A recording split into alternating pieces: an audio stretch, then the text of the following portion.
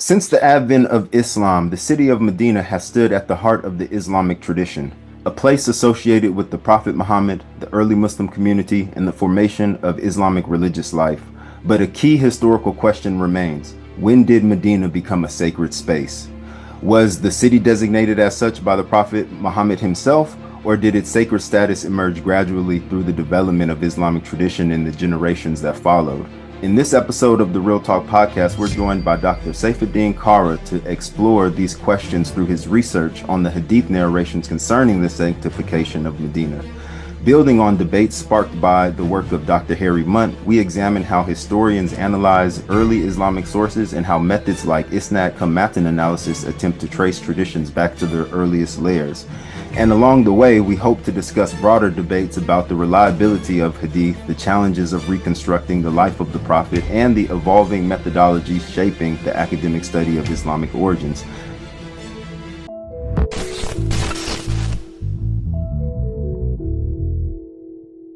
Thank you, Dr. Kara, for joining us once again on our platform. Thank you very much, Taron and Roxana. It's my pleasure and it's an honor to be with you. And I look forward to this very interesting discussion. I've seen your questions. Again, it's very erudite, very thorough. So yeah, I'm looking forward to this very exciting conversation with you. Yeah, and we're looking forward to this conversation as well, especially considering that we've had Dr. Munt on for his book that you engaged with in your article. So to get right to it, despite highlighting that Dr. Munt draws on a range of primary and secondary textual and archaeological sources spanning the pre-Islamic and early Islamic period to develop his argument in his book, The Holy City of Medina, that the sanctification of the city was a gradual process, your critique of his book centers on the depth and consistency of his engagement with the available sources on the subject. In Zadeh Atram's review of the book, she argued that Munt's use of sources left very few stones unturned. However, you clearly disagree. What gaps, inconsistencies, and biases did you detect in his epistemology? First of all, I must say that the book is an excellent scholarly output. And Munt is a great scholar, and he's done his work very well. But of course, we are not perfect, and we always need some kind of a maybe critical look to maybe revise our conclusion. So I read the book. I think that I should start with, there was a conference, I think 5, 6 years ago. I was invited in Germany, and that's when I read the book, and I just couldn't point out in the first time I read the chapters, and there was something wrong with it, and I couldn't tell it what it was. So that prompted me to go and study the relevant traditions, Hadith, to verify if his arguments or his study is justifiable. So my criticism and my evaluation of the book is not the content itself. I think it's bringing all those different sources. It's very thorough, looking at every aspect. But I think his approach to Hadith and his premises to study of Hadith creates a fundamental flow for the book, because in order to promote or in order to establish his arguments, he needs to tackle with the Hadith, because Hadith is arguing or providing contrary evidence. And my primary criticism is his dealing with the Hadith, because I consider, and there are some scholars consider Hadith as a historical source. So this treatment of Hadith at this junction becomes a problematic, depending on what perspective or what methodology scholars adopt. And to what extent does Munt's approach to sources reflect wider trends in Islamic studies as a field? Is his work operating within a dominant critical paradigm, and is this paradigm becoming increasingly open to nuance, contestation, in your view? Yes, I think this is a dominant. As far as Hadith is concerned, I think Munt is, or his work on this Medina, it represents the mainstream and dominant, not maybe right word, dominant approach to Hadith.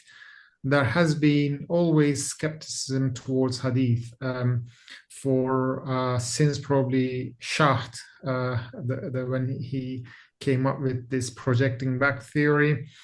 And since then, of course, we had the Motsky, we had the Scholar, we had some other great Yumbol like scholars.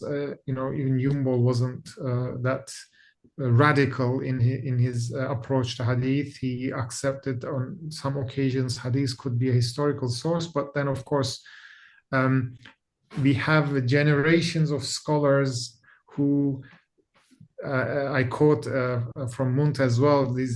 They are trained based on the assumption that this Hadith and some other Muslim sources are not reflecting what happened, but reflecting the later scholars' ideas or expectations of the past. So this approach has been unfortunately a dominant view, but it doesn't mean necessarily it's the right view, because again, we have these major debates between Motsky and Yumbol and other scholars, Cook, and they've discussed actually many aspects of this discussion. And one thing has become very clear, very transparent to me upon studying for probably past 15 years a Hadith, that none of those arguments that criticize or that are skeptical of Hadith, such as widespread forgery, is not proven. None of them is proven. There is no historical evidence or proof that Muslims deliberately forged the Hadith, the Hadith corpus. There are some anecdotes. There is one, for example, Motsky is debating with Cook. Cook is using an anecdote to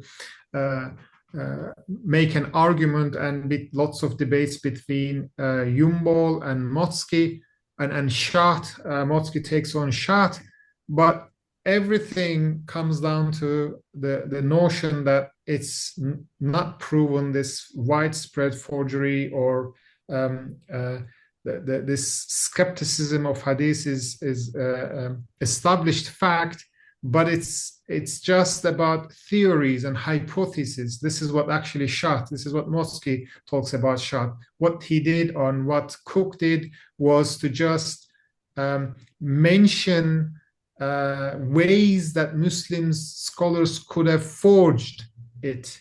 They haven't proven it. Actually, I think I'm the only one who proved that a certain hadiths were forged, like the second part of my book on in the integrity of the Quran, which I actually factually proved there that this is how it happened. They took one hadith from the Sunni sources, and then they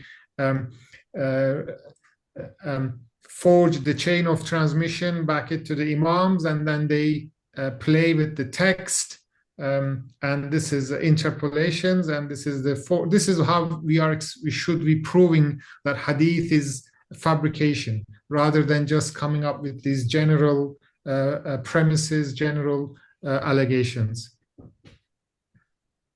We're going to, later in the interview, we're going to focus directly on, the back and forth in that debate in terms of verification models for hadith. Yes. But to return to Munt's specific use of sources, you challenge Munt's citing of debates among the 10th and 11th century Hanafi jurists, which he uses to bolster his argument that Medina's status as a religious haram remained unclear even at the period of the 10th and 11th century. Why do you believe that debates recorded in jurisprudential sources cannot adequately function as supportive evidence when engaging in historical investigation of Islamic origins, like really early Islamic origins? But why do you think Hadith can do that, can provide evidence that those jurisprudential debates cannot? Yeah, so what Munt does, one of his arguments is he's referring Abu Yusuf's position, one of the prominent students of Abu Hanifa, not Abu Hanifa himself, actually. This is the opinion of Abu Yusuf. And he's questioning, I think, if I remember correctly, I read the book a very long time ago, questioning the sanctification of Medina. So this is one opinion among probably thousands and thousands of scholars and many different, hundreds of different legal schools. Of course, Hanafism is one of the surviving ones. We have lots of different legal schools in the Sunni legal tradition. So first of all, it's just one of the scholars' opinion. And what I was arguing in the article is that the jurists have different priorities. They are trying to understand what God means or what God wants from people. So it's not necessarily they have no, of course, they want to find out if the Prophet said something or not. But even if Prophet said something, they have maybe other tools or other evidences to interpret it differently, because their priority is not to understand what happened. That's not their question. What really happened, that's the historical question. That's what the historians are after. But they are after what God wants from people. So therefore, their selection of evidence and selection of the text could be very different from the historians, and it could be very different from the way that historians think. And they have assumptions, they have some of them, they use qiyas, especially the Hanafi school use qiyas, and rather than using hadith, they try to more use rational arguments. And of course, in the Quran, they try to, they can't find it there. So, but this doesn't make it strong argument for in a historical inquiry. So that was my point. Unlike the haram in Mecca, which is established as a sacred space by Abraham in the Quran and is also identified as a site of pilgrimage, there is no Quranic recognition or mention of a second haram, and no parallel Quranic description of the religious sanctification of Medina. Does this scriptural absence not demonstrate that at least maybe the theological dimension of the designation of Medina as a sacred space was post-Quranic and thus post-prophetic, as Munt alleges, if we're using the Quran as a historical source? I think actually it works other way around, because I'll just read you the verse in the Quran وَإِذْ قَالَ إِبْرَاهِيمُ رَبِّ اجْعَلْ هَذَا الْبَلَدَ آمِنًا. So what Ibrahim asked from God is to make this city secure and safe city, which is Mecca. So what the Quran gives the impression that prophets have this kind of authority, this kind of power to sanctify where they are operate, where they are have something like this is the again ancient Near Eastern tradition where cities were sanctified because of their perceived holiness or interaction with God. Wherever God appeared, they believe that they manifested God one way or another way, manifested themselves. So God manifested himself, then that city is considered, that area is considered sacred. So coming back to the Quran, so there's kind of a precedent in the Quran that because Ibrahim did it, and where he built Kaaba, which his temporary location. So then, why wouldn't Prophet sanctify his operation, area of operation, or city of operation, or his headquarters? So I think this is something. Is actually there's another group of traditions in which the Prophet states that since Abraham has sanctified Mecca, I am sanctifying Medina. So we have, I think, 9 or 10 traditions, and I analyze this in a forthcoming article. We use AI tools to actually first time the semantic analysis of the text, and we look at the similarity scores. And then, first time we are integrating actually I don't want to use AI because it gets too, common, because nowadays everybody's using AI, but large language models is actually type of AI to analyze the text. So this is one step for us. And then next step, we'll use it with the chain of transmission and try to implement at least the primary study of the Hadith through this model. But coming back to your question, so the Prophet actually makes this claim based on Hadith, another group of Hadith, that he's imitating Abraham by sanctifying Medina. And so therefore, I don't see it as a problem. I mean, of course, as I said, from the theological point of view, it's actually proving the sanctification of Medina by the Prophet, because if something is in the Quran for Muslims, theologically, it's a precedent, and then the other prophets can sanctify their area of operation. But I have actually, after writing this article, I was reading, when I was working on the second article, I came up with Kister's article. He's a great scholar of Hadith. And actually, this is Encyclopedia of Islam. He notes that even Musaylama is the arch enemy of the Prophet. So he sanctified his area of operation when he declared his prophethood. So this is, you can't say that, I mean, okay, Muslims projected, let's assume Muslims projected back their understanding of, history back to the Prophet, or it must have been sanctified, the city of Medina, and then they created those reports about the Prophet sanctifying Medina.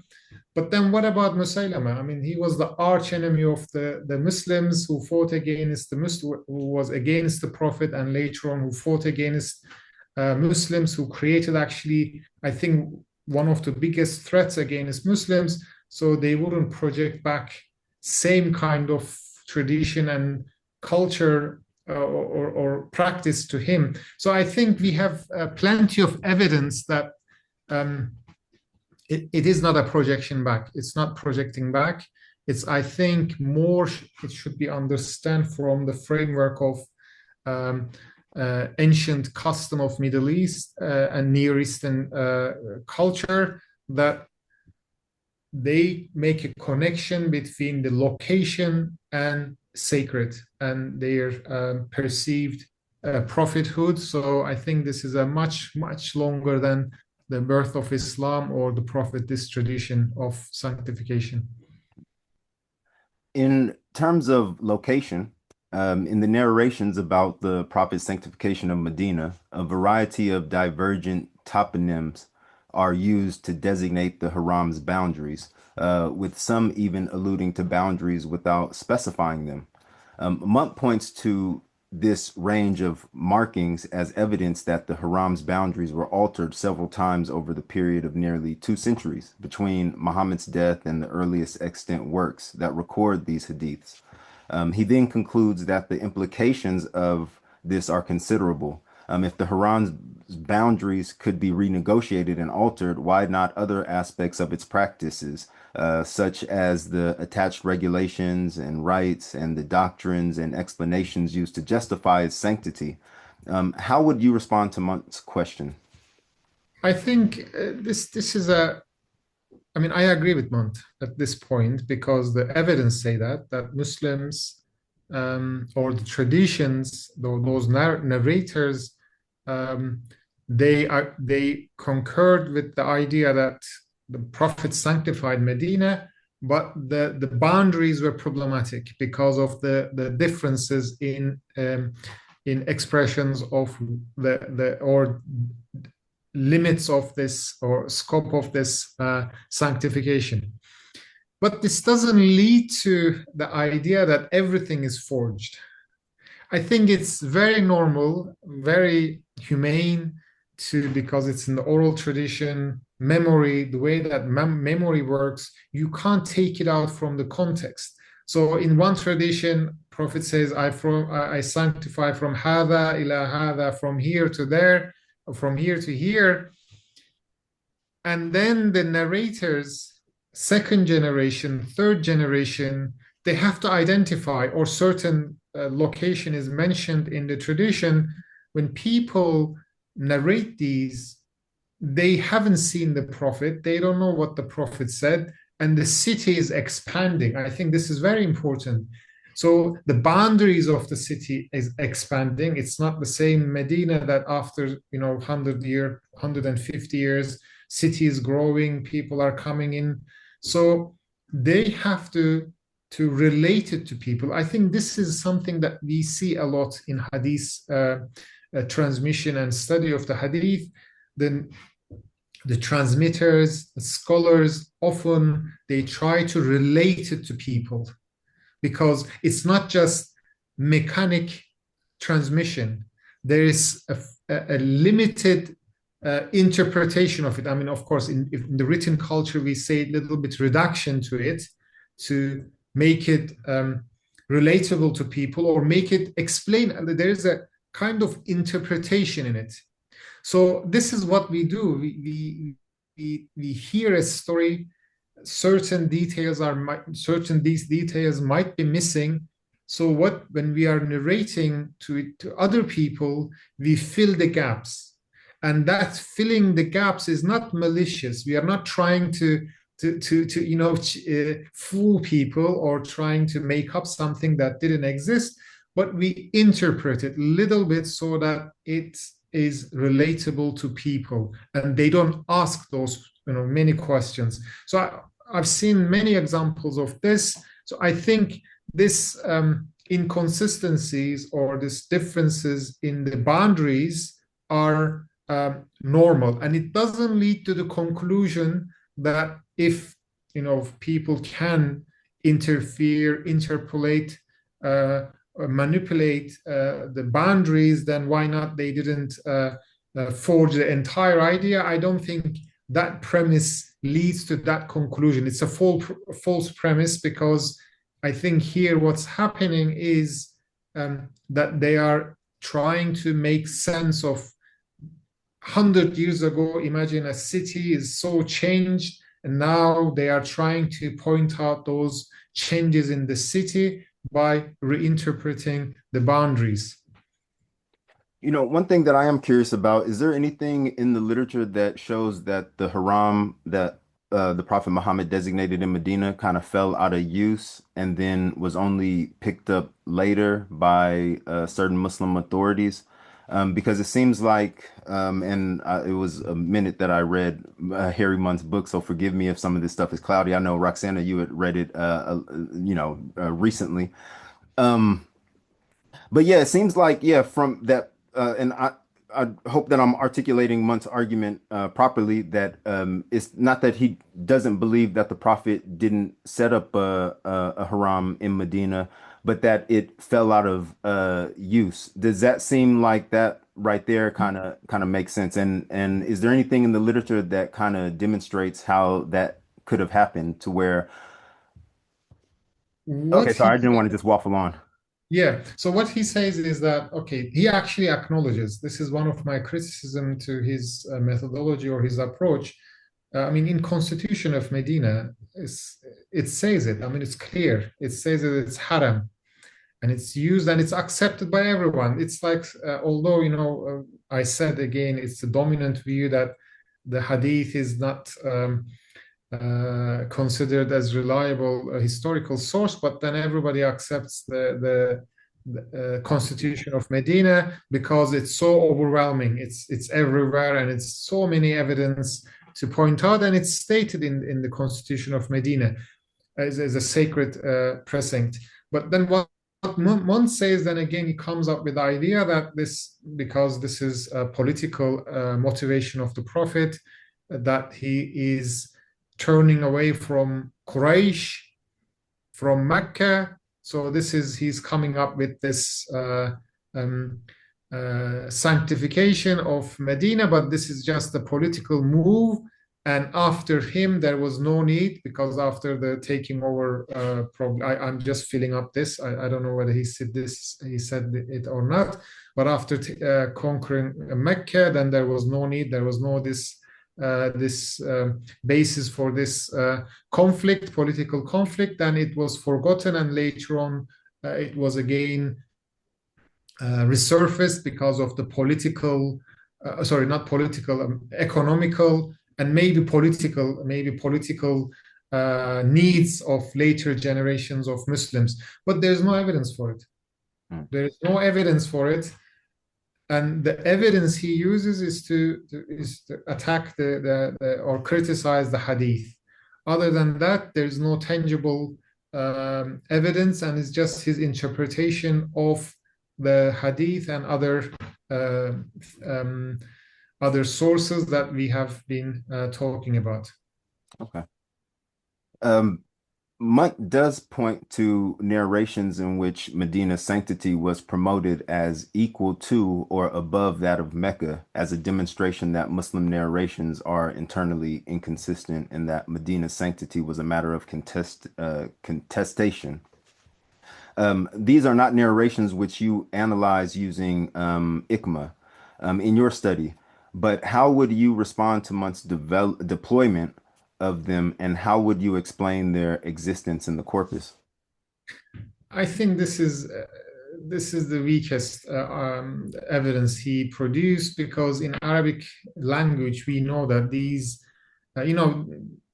what he's referring is that praying in Medina is 1,000 times better than, or vice versa, like the trying quantification of the worship or quantification of the significance of the space. I think we know that in Arabic language, these are used metaphorically. They're not figuratively. It's to just to give some kind of understanding to people how important it is. I mean, in the Quran, for example, now we are in month of Ramadan, and it states that the Laylatul Qadr is better than 1,000 months. Okay, explain it to me. What does it mean? We only understand. I mean, the 1,000 there is not a figure of measure. It's just the emphasis that how important it is. So I think this is a very weak argument that he used, in one of the weakest. He had much sophisticated arguments, but I think I would say this wasn't very strong argument. That this is just the nature of Arabic language, and in the Quran elsewhere, this is used, these numbers. It doesn't mean anything really. He's being a bit too literalist. Yes, it's too literal, and also you can't define, like, what does it mean to be, for example, giving an example from the Quran, this night is better than 1,000 nights, 1,000 months. So what does it mean? It's obvious that it's just the figuratively, it's used figuratively. Focusing now more on your methodology, in contrast to Munt's more speculative epistemology, you use this article to really demonstrate that Isnad-Kamatan analysis represents a systematic and verifiable methodology when investigating questions of Islamic origins. And therefore, you spend a significant portion of the article defending the solidity of the method. You state that the parameters of isnad-cum-matn analysis function like a formula for solving a mathematical problem, which appears to ascribe a very high level of objectivity and certainty to the method that sort of is unaffected by the subjectivity of the person applying it. But you also agree with Motzki that the method is not immune to problems, and that, like all methods of dating sources, it must rely on the analyst's assumptions derived from other sources, which suggests there is a degree of speculation required, which will affect the final result of the analysis and therefore can produce variable results dependent on the biases of the analyst. So how do you reconcile these two conclusions in your advocacy for the unique rigor of the approach? So yeah, I was a bit, I think, getting a bit frustrated when I was writing that section, because reviewers, like I had 4 reviewers, I think, for this three reviewers, and they were coming up with these all kinds of attacks, and I was trying to defend them. Some part of it, that methodology part, was to respond to them in a coherent way, but I think it's just for people who don't know what's going on, it's a bit looks a bit messy. So coming back to your question, I think there's one thing is clear: the methodology is the most objective, not the perfect, but it's most objective method in terms of its premises, implementation of this analysis. So once we work with the evidence, okay, let's say in this was a lucky hadith, because I had lots of transmission lines, lots of text, I had lots of evidence. Let's say I'm a detective, I'm trying to solve a crime, and I have lots of evidence. I'm so happy I have lots of witnesses. So it's easy. And the working with this evidence is just a mechanical process. And it's sometimes boringly mechanical.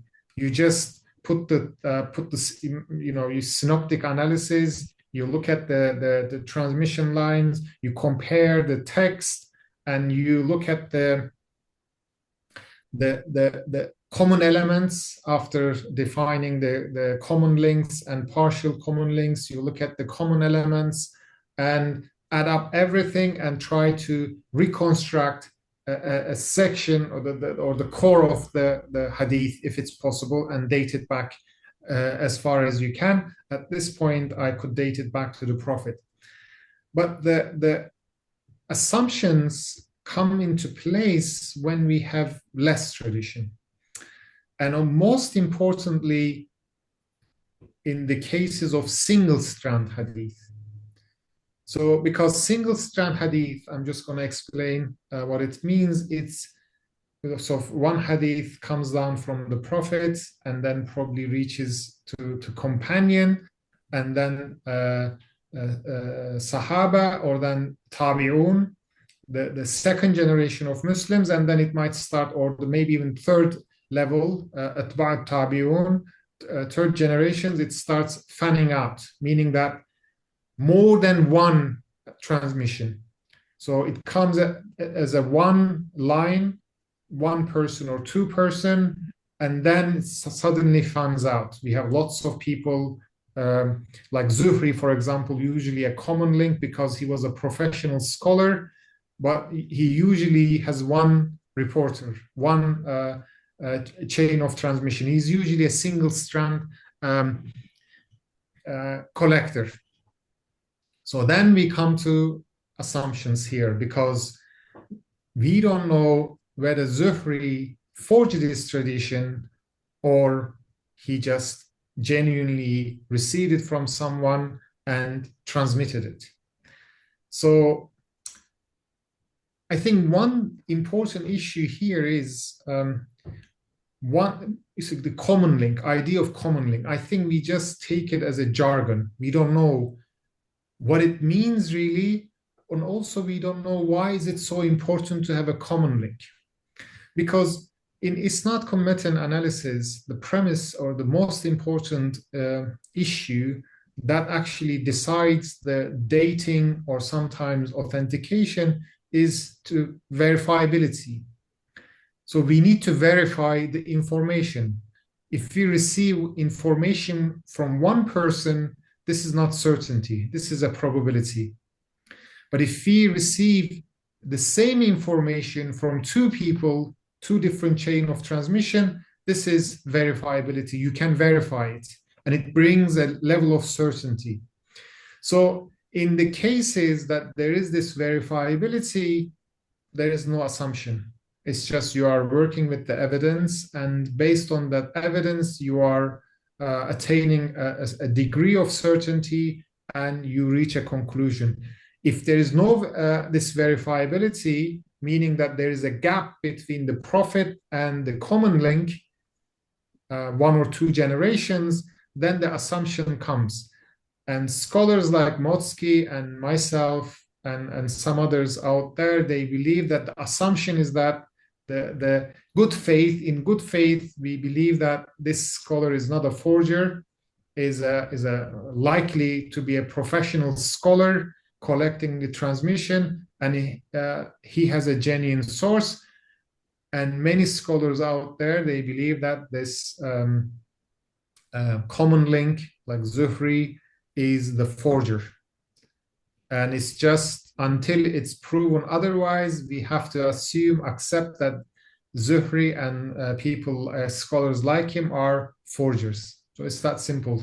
So this is to answer your question, in some, certain part of it is just mechanical, and there is of course human error, which is probably 5% of the time we make error, we miss a name, or transmitters miss something, and that part is, I think, more or less very immunity assumptions. But there is a more broader issue of this single strand and common link, and there is of course a great degree of assumptions in that part. I hope I answered your question.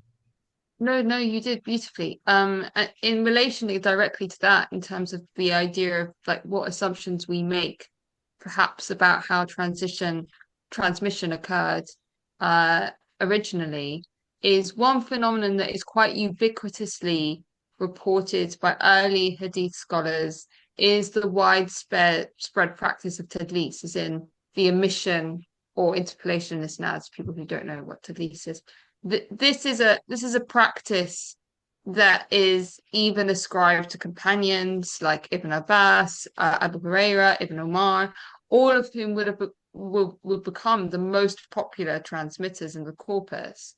For example, Ibn Umar did this apparently with a hadith of the two carrots. He learned a hadith from a fellow companion, but narrated it without citing that companion as his source, giving the false impression that he had heard it directly from the Prophet himself. In terms of how this is documented, Jonathan Brown, in his book Hadith, has explained that since companions like Ibn Abbas and Abu Huraira only knew the Prophet for a short time, they apparently amassed their vast number of hadiths by seeking them out from more senior companions. So Abu Huraira is thus rarely recorded as saying, I heard the Prophet of God say. More oftenly, he simply states indirectly that the Prophet said. Just as today we regularly quote people whom we didn't hear directly, this would have been normal for companions, right? The obsession with specifying very direct oral transmission with no intermediary, which characterized later Hadith scholarship, did not exist for these companions during the first generations of Islam. And Ibn Abbas probably only heard 40 hadiths directly from the Prophet, but he frequently the rest he frequently narrates by saying, like the Prophet of God said, through the chain of transmission of one or two or even three older companions. So in sum, sorry, after all of that description, when discussing the implications of this in the context of Hadith verification, the scholar Reinhardt notes that it is in the nature of well done Tadlis that it cannot be detected by any method. And then he names Truba, Al-Karbisi, Motsky, Brown. He says none of these scholars, no matter what method they use, which obviously would include isnad-cum-matn analysis, can detect this. So how do you overcome the obstacle of Tadlis in your use of it? So, for example, in this, I'll give you an example, then I'll explain Reinhardt and the argument. So in this, I divide the narration into clusters based on the common links. And one of the common links is Abu Huraira. So because you mentioned Abu Huraira,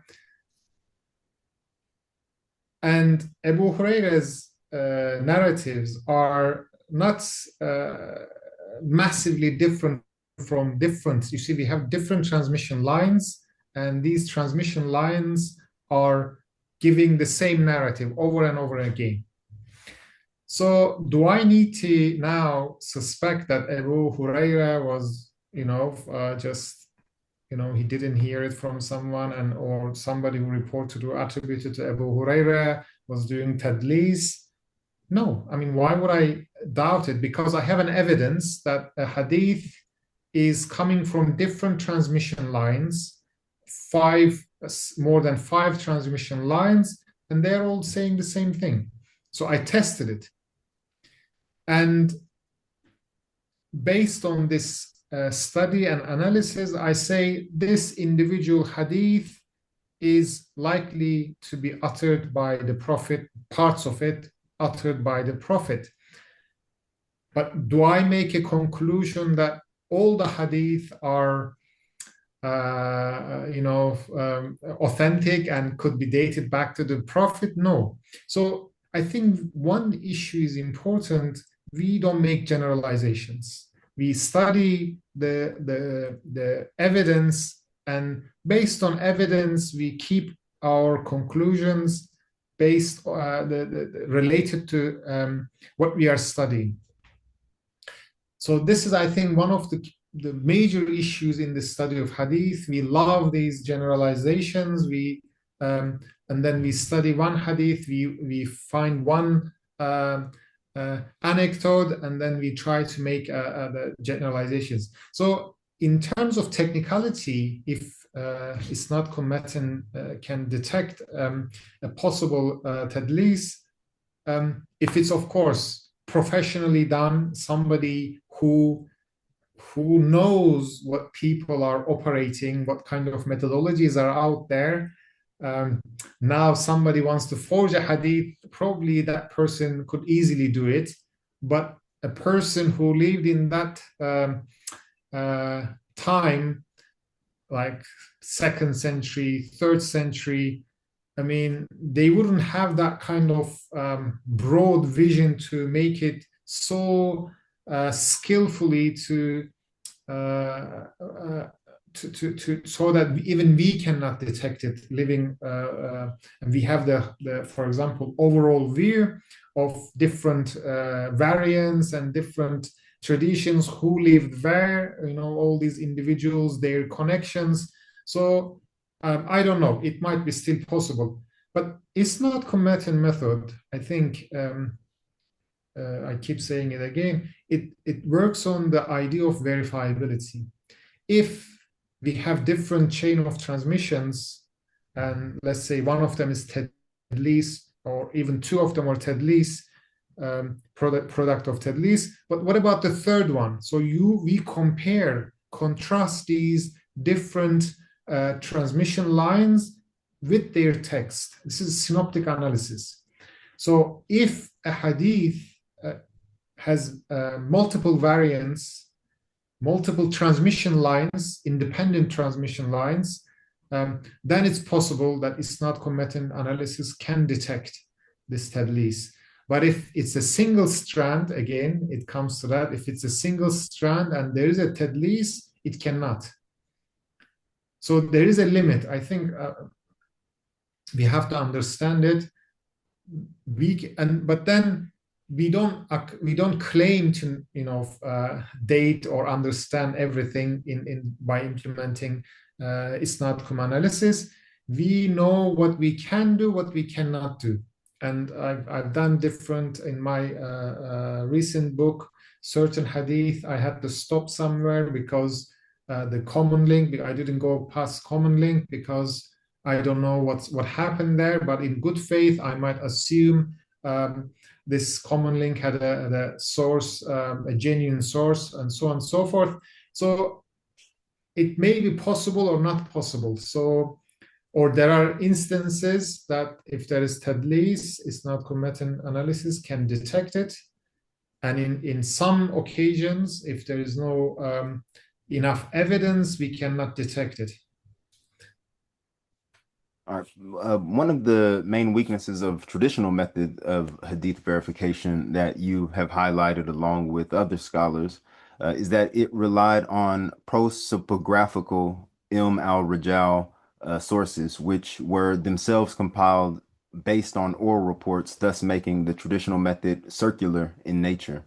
Does this mean that the prosopographical, sorry, I have a hard time with that word, sources are of little to no academic use for contemporary hadith scholars who practice ICMA? Are they in any way historically valuable? Well, I'll go for the easy option. I'll go biographical sources. Okay. To avoid, because I don't think I can pronounce it. So yes, I think this is one of the important issues that we need to really understand how ICMA is using it. I've come across with comments or isnād-cum-matn analysis won't use biographical sources in this study, or I'm using it myself and they think I'm the only one who use it, and Motsky wouldn't use it, but Motsky told me to use it anyways. So when I was doing my PhD, but of course you can't explain everything to people, or you don't have the opportunity. So the main issue, I mean, Motsky mentions in his writings with we acknowledge that it's because the whole idea of devising isnād-cum-matn method is to have an objective method of assessing the hadith, dating them as or if possible authenticating them. So in order to be able to freely use biographical sources, we have to then use the same method to first analyze them and see which ones are which ones can be dated back and which ones are authentic. So it would create a lot of problem. So we go with a measure of caution. We approach these biographical sources with measure of caution, and we never take them for granted in their assessment of the narrators. For example, Daif, weak, Hassan, these are the character judgments, because this is very subjective, isn't it?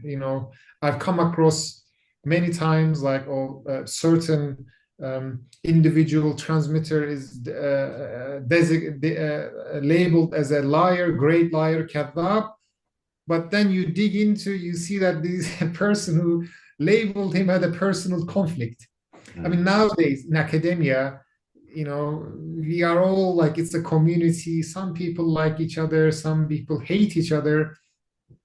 So you go and ask us, how is Seyfeddin Kara's scholarship? Some will tell you it's a rubbish, and it's just he makes up evidence, and then some will say, oh, it's good, and blah blah. So this is how it is. I mean, this is how the scholarly community. So you can't take it granted their judgment, their scholarly judgment. But what can you get from that information? Because it's a form of historical information. It's certain notes, like certain information, like the age, date of death, their area of operation, locations that they traveled, because we are using this evidence to see that there are connections between the transmitters. Could they come together to transmit the tradition? But most importantly, we can use those character judgments if there is a problem with the text. If we see that the text points us, for example, we have 4 different or 5 different or 10 different variants, one of them or 2 of them are strongly diverging from the rest of the group, and you see that one person is in both chain of transmission of these 2 traditions, and that person is labeled as a liar. Okay, so then you, based on that textual evidence, then we can use the biographical sources. So we are aware of its weaknesses, but also we are aware of its strength, and then we use it with the degree of caution. Yeah, that's very interesting. So it sounds like you can't totally count the biographical data out, but just use it under in combination with other research or methods of verification. Yes, that's correct. Okay. So you also examined 27 Hadith variants that describe the Prophet's sanctification of Medina, and that you break down into 5 clusters before putting them through the step-by-step process of Isnad-Kamatan analysis. In this analysis, what convergence of common textual elements did you discover, and how, in your view, were you able to convincingly demonstrate that they can be reliably traced back to the Prophet as a source? I think it's crystal clear based on the evidence. You look at these different clusters, and they all say the same thing. What they say, what is the same? That Prophet sanctified Medina, and in probably one occasion he sanctified it. And how can we be sure about it? Because we can verify it. How can we verify it? Because there are several common links or partial common links, because once I identify Prophet Muhammad as the source and common link, because everything fans out from him. So if you accept him as a common source and common link, and those people become partial common links. So we have all these different chain of transmission. We look at the text, we compare, contrast, and what comes out of this, that it is almost certain that Prophet sanctified Medina, but then we are not sure of the boundaries of that sanctification or that sacred precinct, because we have inconsistent or conflicting information about the boundaries. Then we cannot conclude that a certain boundary, and then we can only explain it as I explained, that the transmitters interpreted or reinterpreted the boundaries, because the boundaries of the city has changed, and Prophet says Medina. So there's a question, okay, what does that Medina entails? Probably then they ruled out that this is old city or whatever the way they adopted. Then some of them probably expanded it to the new city, the additions, the expansions. So the question is coming, or the issue is coming from there.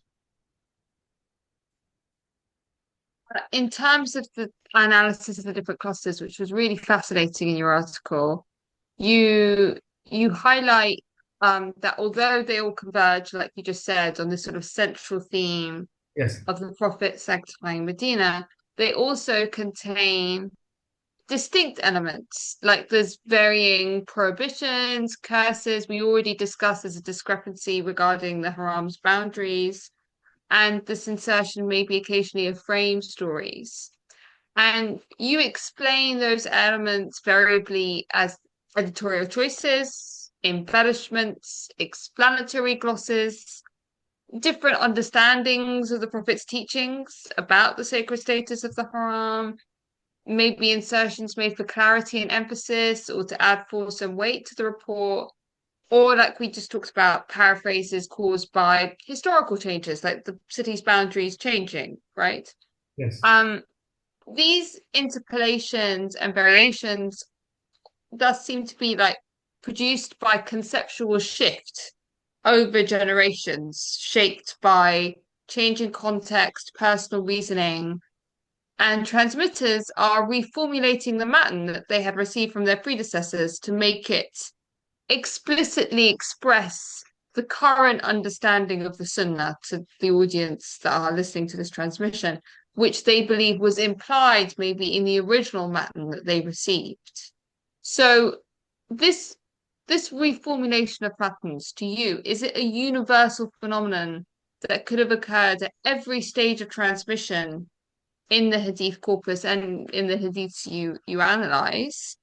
And does this data demonstrate something that Yana Hikashi's has concluded in his studies in legal Hadith, that the early transmitters and collectors perceived Hadith to be like a complex of historical facts and interpretations that centered around the actions of the Prophet or his sayings, rather than like a verbatim faithful report of those actions and sayings. So he argues that there was a fundamental shift in the conception of Hadith from something that's more fluid, approximate, updatable, basically redactions aimed at a correct interpretation of actions and sayings of the Prophet, to more of a faithful record, and he thinks that this only began to manifest in the latter half of the 8th century and then moved to a very literalist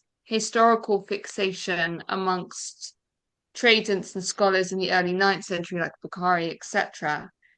Based on your analysis of the available data, do you see validity in that hypothesis or not? I think,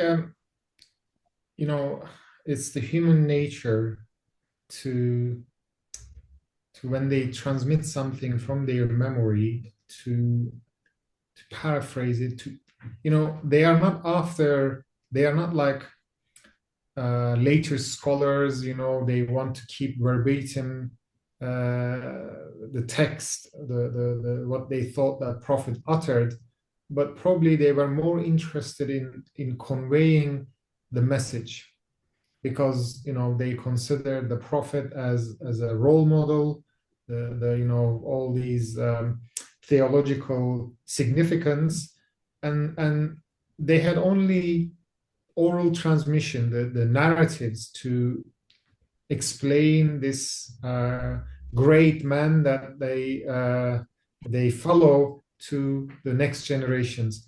And this is because of the nature of it, and the oral nature of it, memory, involving memory, because it is impossible to keep anything verbatim for 200 years.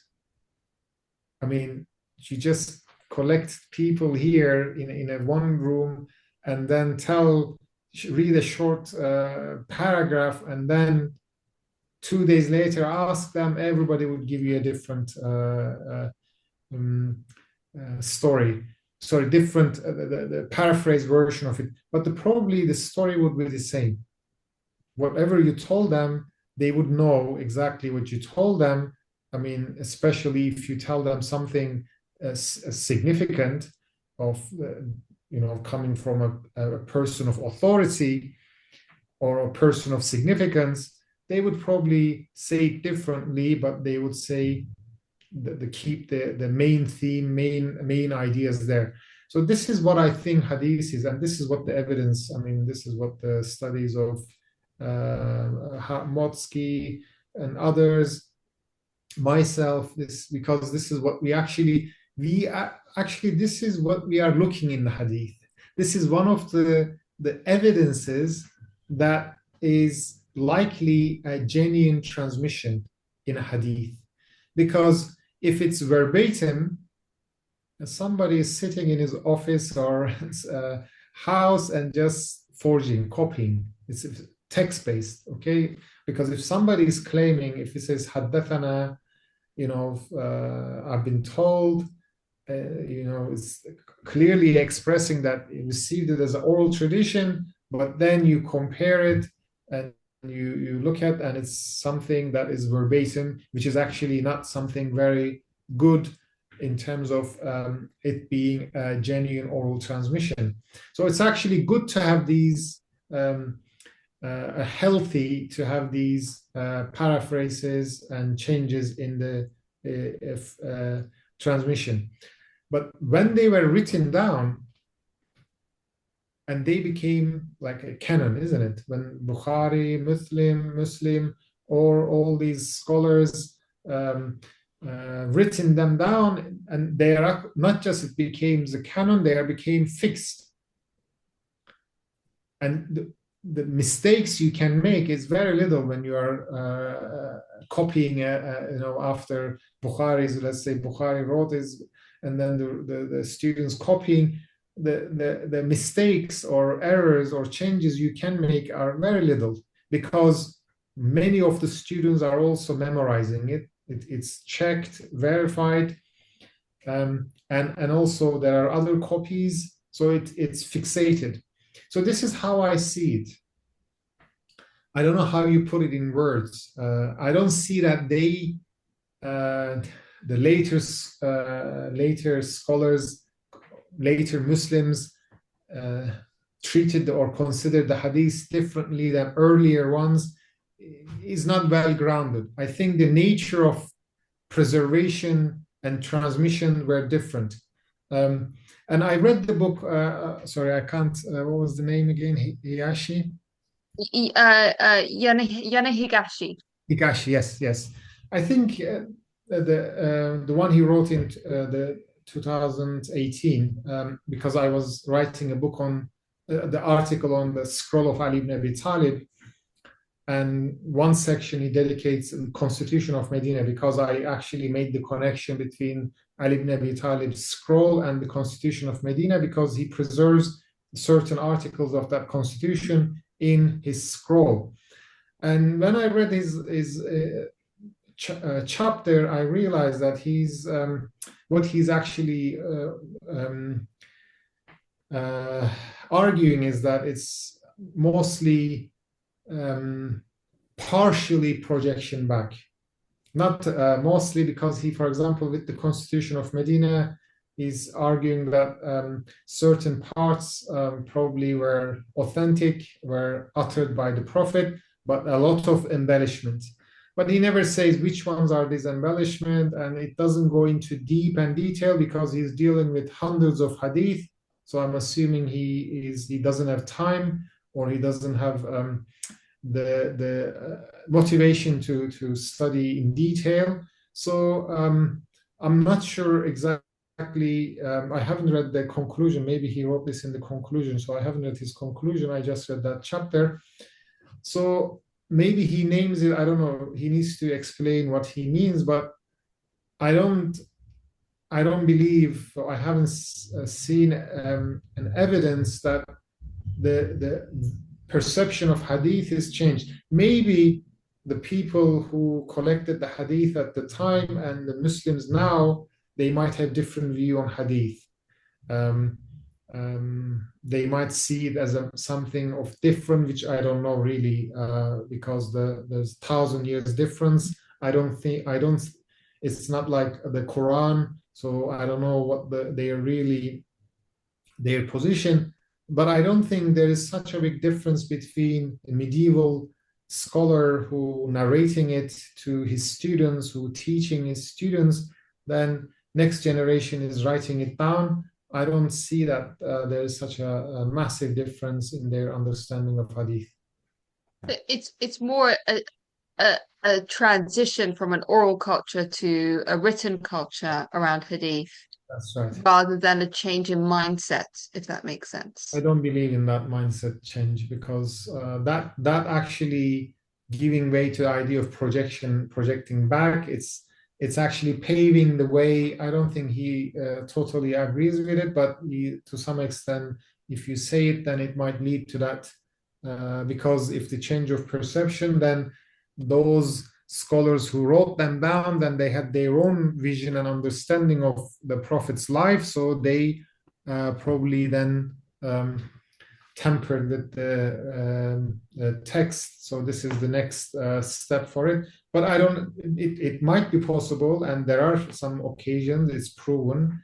I proved it myself, but I don't think the entire Muslim scholarly landscape had this kind of understanding of hadith and changed suddenly from one way to another way rapidly. I don't think there is an evidence for that.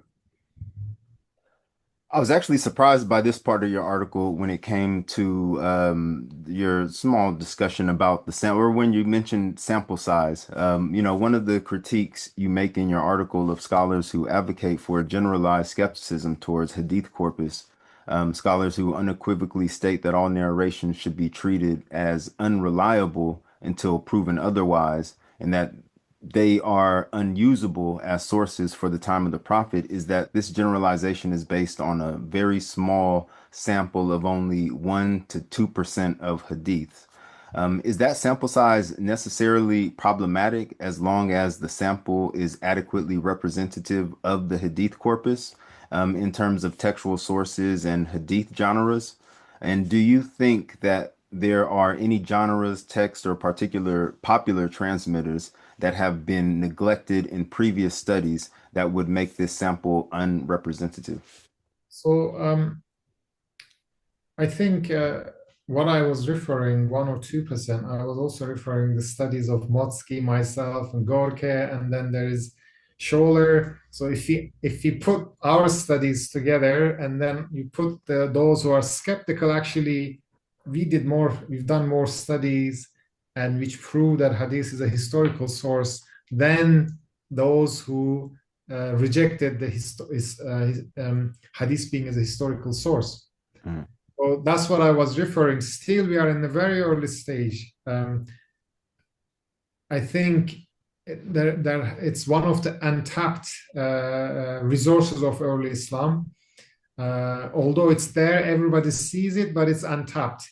So what I was saying is that it's better to I'm happy to hold back my position, but let's study it. Let's see what the evidence, let's say after maybe we say 50%, half of it we study it, then we can make a better, more informed decision. And most of those who reject authenticity or historical reliability of hadith haven't produced much. In terms of detailed analysis of hadith and systematic analysis of hadith.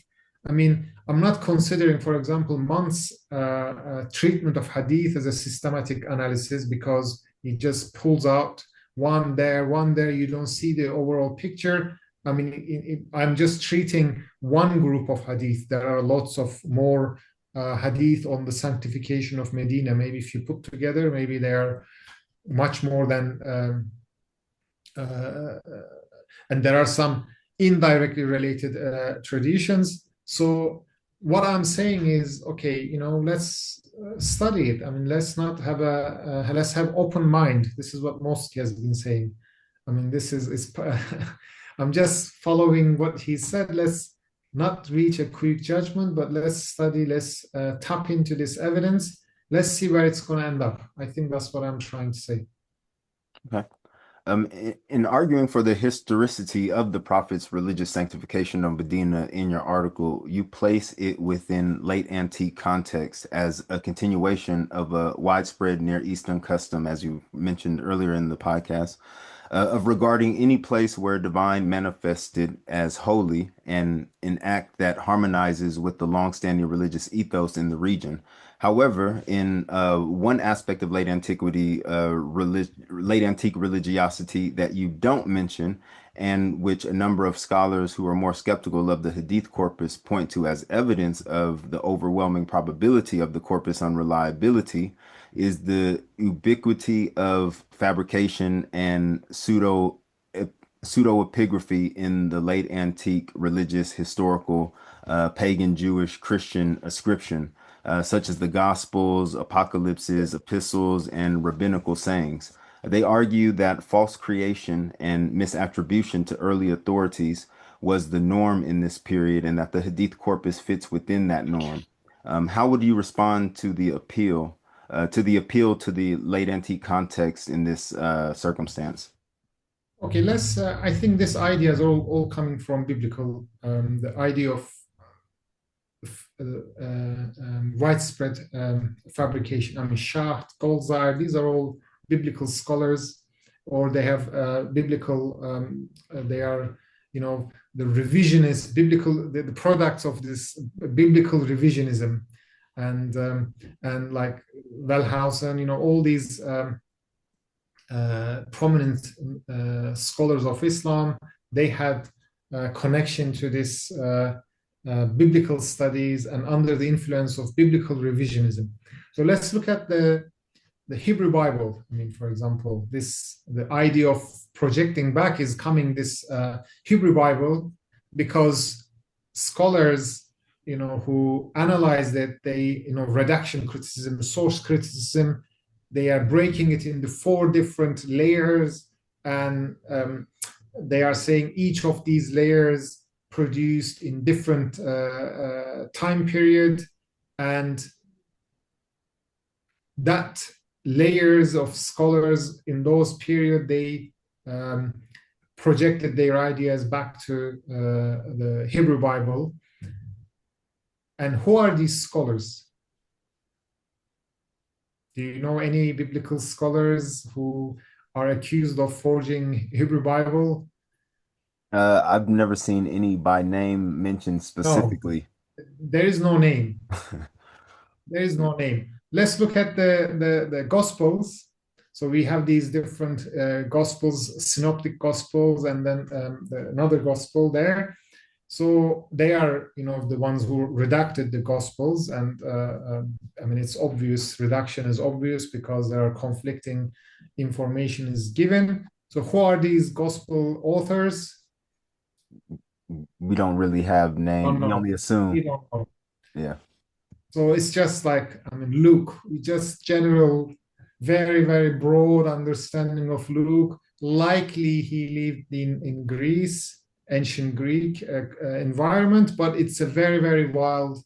Matthew is probably more because of looking at his writings, he's more in a Jewish environment. So, but nobody knows who Matthew is. Nobody knows who Luke is, and then when we look at who is those scholars who are accused of forging these traditions, they are all names. They all have their kunyas, their affiliations, every Abu Huraira, all these scholars, they are known. They are, because it's, it's in part of the memory, their names, the way that they related to the Prophet, or the locations they lived, when they died, what they liked, detailed information is coming.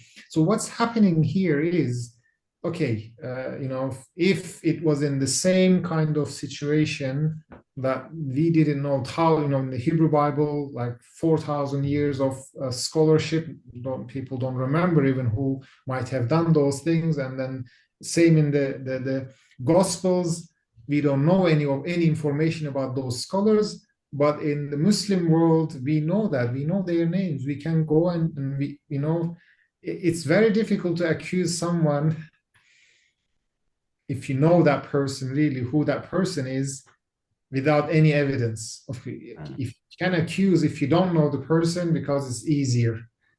Morally, it's easier, and scholarly, it's easier.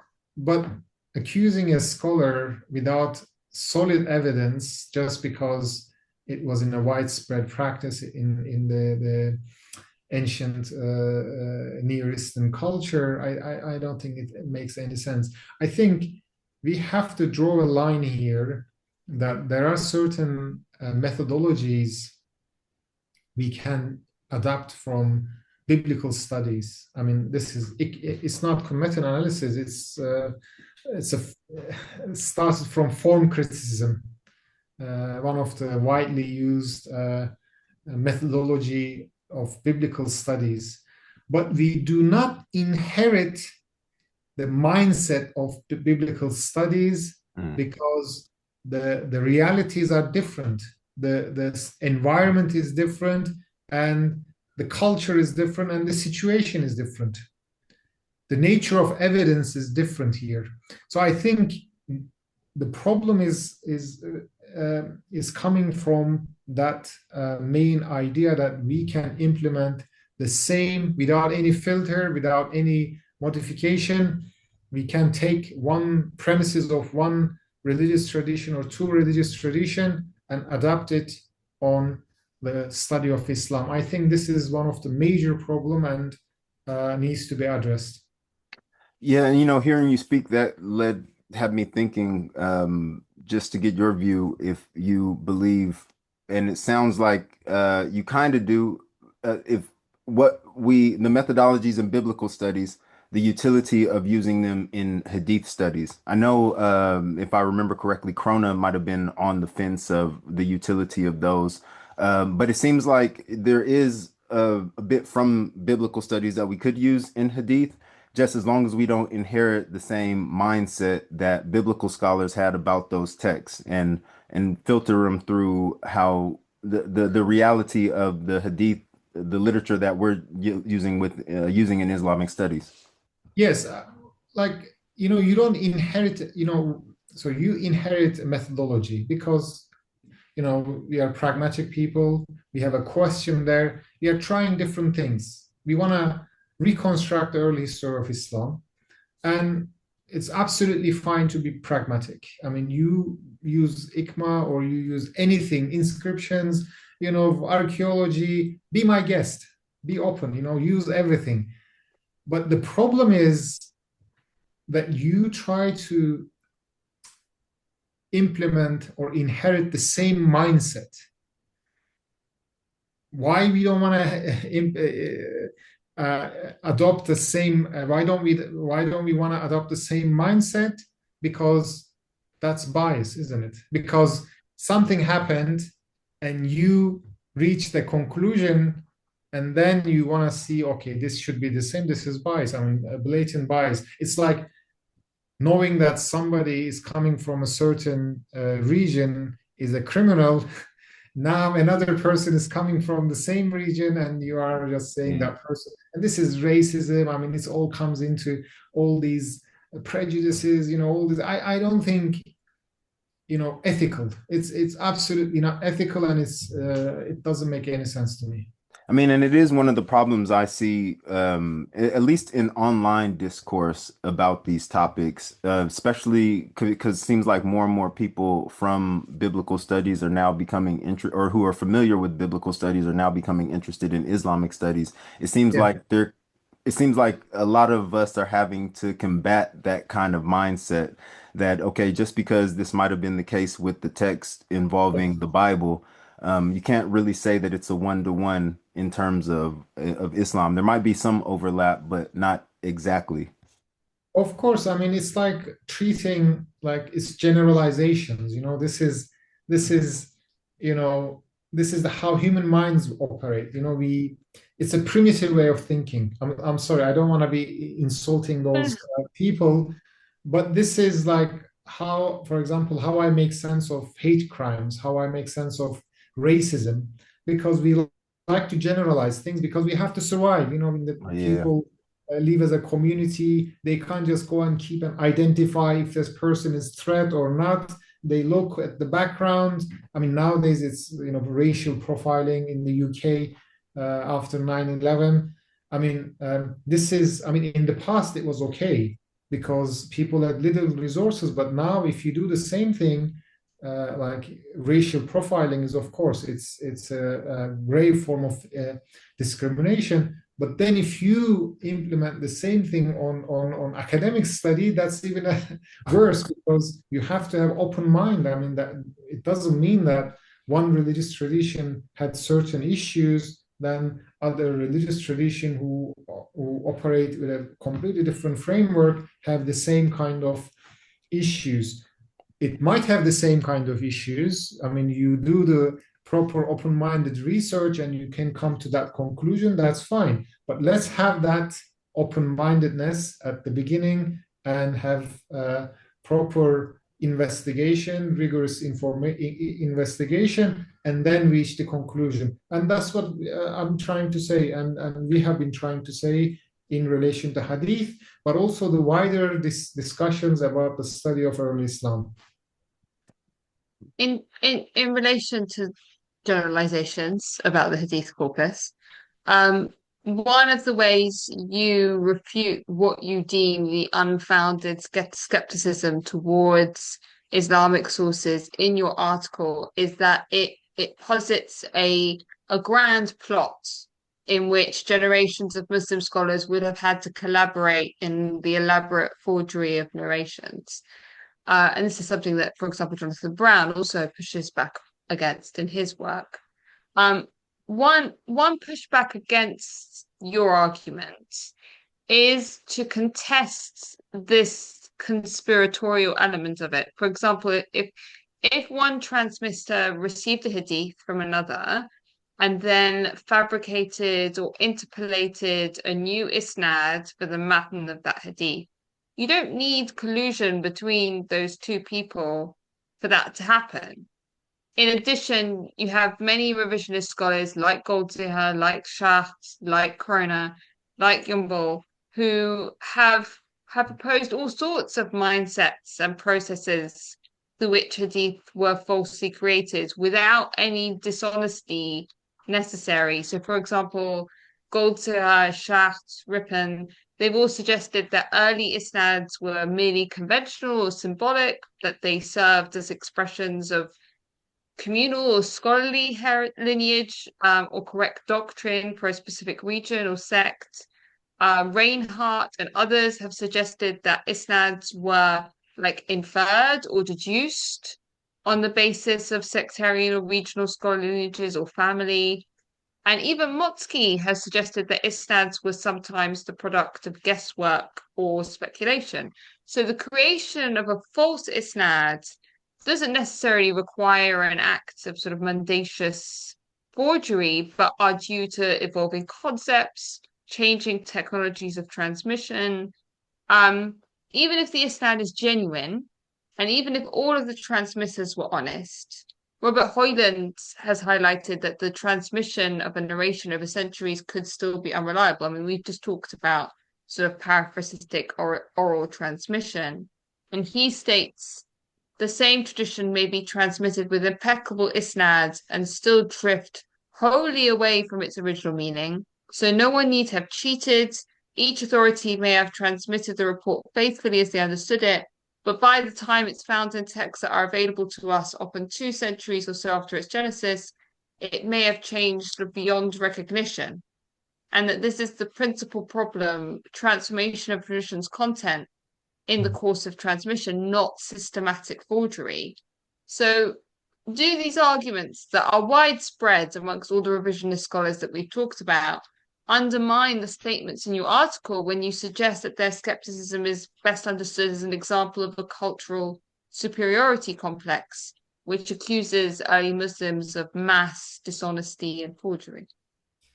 Yeah, isn't it? I mean, this is just because they are using a different scholarly tradition, like, oral tradition and then writing it. So there is this, I mean, this is something I can't say I haven't seen in an academia, that a certain tradition is considered an Islamic tradition, an Islamic culture. Not, of course, everyone, but it is something that is tangible, that is there. It's just summarily dismissed certain scholarly outputs, like Motzki. I'm not. This is not my argument. This is actually Motzki's own observation. Is called its special biases, and I fully agree with him. And there is this bias, and the reason I said, I mean, this is something general, maybe outlook towards a religious traditions. It's not, a certain tradition is receiving less treatment, but there is there is this outlook against religion and religious traditions which are skeptical, and the first reaction or immediate reaction is to assume that this tradition is forged. It's just imagination of people, either the Prophet or around him, or later Muslims inventing something and then projecting him back. Okay, this is a plausibility, this is a probability. I'm not denying this probability, but then I want to ask, what is the evidence? That is my question, and that was the mosque's question. This is what I learned, this asking this question while reading his work. He always asks this question, what is the evidence? And there is no evidence. The evidence is, yes, go ahead. No, there's one evidence that I think a lot of people would point to in terms of forgery, which is that the Hadith scholars themselves record mass forgery. You have lots of people accusing people of forgery. Within the Hadith corpus, you have whole sects accusing other whole regions and sects of being, hotbeds of forgery, whether it's Kufa or anywhere else, right? Yes, so wouldn't those reports, and I have seen revisionist scholars do this, they've pointed to those sorts of reports and said, well, you can see that there is a culture of mass forgery within this time period. And if everyone's accusing everyone else of forgery, then everyone also is doing it themselves, would be the argument. Well, this is really very cynical way of It is cynical. It is totally cynical. I'm just trying to be a devil's advocate in this situation. No, I'm not. You're not cynical, but the way of thinking is very cynical. Okay, it's in the heat of discussion, and we talked about the biographical Rijal, Ilm al-Rijal, and they all level these accusations against each other, liar, and so on and so forth, attacking the personality ad hominems. But everybody knows what is what's going on really. These scholars have different opinions, and they are accusing each other of different things to discredit them. But what I'm talking about as evidence is show me, prove me that there is a systematic forgery, that Muslims are either willingly or unwillingly being part of this grand scheme. And there is no evidence. And in order to have an evidence of this, you have to analyze significant portion of Hadith to document it. And anything outside of this is just hypothesis. It's just theory. It's just a cynical way of reading history. And to some extent it's the superiority complex that these Muslims are forgers, and this is what they created everything, and it's just nothing was what they claim to have happened, but it's just their imaginations. So this is a very simple humanly way to defend these people, or humanly way to I have a curious mind, and I assume that everybody else has a curious mind in academia. If you are curious, then don't label, don't generalize, but bring me the evidence. This is how we are trained, aren't we? I mean, this is in academia. You have to always have evidence. You have to always, of course, you can have hypotheses, but that is just a hypothesis until you write your PhD thesis to prove it. This is what, PhD thesis, master thesis, that's how they start. You have to have an hypothesis, you have to have general framework, but then write it to explain it. And so far, I mean, I'm not saying this is my opinion, this is what the Scholar, this is what Mosky claimed, and Mosky has a very important article, and this article I really recommended, Dating Muslim Traditions, and he takes on all these, investigates Shah, Goldzier, all these different those divided into different category, different ways to study hadith, and looks at their arguments, looks at their methodology, and he comes to conclusion, which I also come to same conclusion, that there is no evidence to back up the argument of mass forgery. What they are saying or what they are proving is there could be ways by which Muslim scholars could forge hadith. Okay, so as you said, Roxana, you said that there could be, one person can do it and can forge the chain of transmission, without any intention. It's possible, it's probability, but then where is the evidence? And also, this is what we do in isnād-cum-matn method. We are not accepting one chain of transmission. For example, in this hadith, we have 27 of them. So you're telling me somebody sat down, one of those maybe common links or partial common links, sat down and forged all those reports, and then the other ones as well, not just different. You see, the one thing is very important here. I think this is actually, Motsky also highlights the assumption that is this mass forgery of chain is coming from the study of chain only, chain of transmission only. If you only study chain of transmission, then you might reach this conclusion because it's so easy. But what we do in the isnād-cum-matn method, which is the strength of the method, we do synoptic analysis. We compare the chain of transmission against the text. And you can easily detect, I detected many times, one person is using certain phrase, and that is diverting, that is actually different, significantly different than from other variants. And you see that there is in the chain of transmission, if it's one or two, you see one person. You are detecting it. You are detecting one person is tampering with the hadith, with the variants, but you can't see it. I mean, this is the strength of isnād-cum-matn method, and isnād-cum-matn method is not a gullible way of thinking or optimistic.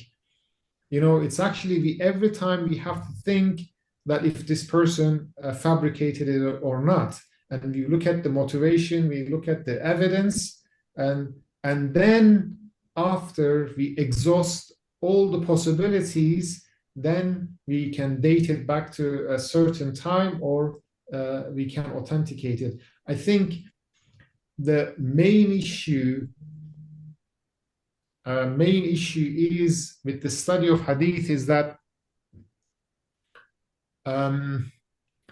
is the lack of understanding of how Islam isnād-cum-matn method operates. If people really understood it, if they really understand that there is this synoptic analysis and cross comparison, we are not just looking at the isnads, we are looking at the matan as well. I think that would make it more understandable for people, and they would, I think, more cautious about this idea of grand scale mass fabrication, and doubting the possibility of detecting in cases there is forgery.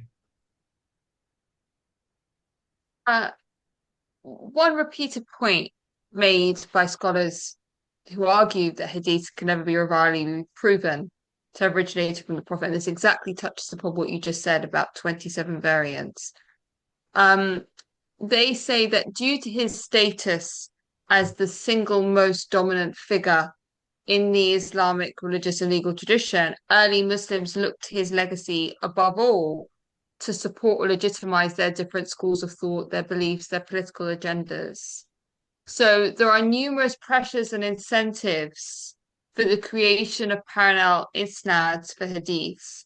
And then you couple that with the common tendency for all parties or factions to cite the Prophet, it makes it disproportionately likely that the Prophet in particular would falsely appear to be a common link. In other words, the Prophet appearing to be a common link has a much higher chance of being a product of the spread of isnads than any other possible common link, right?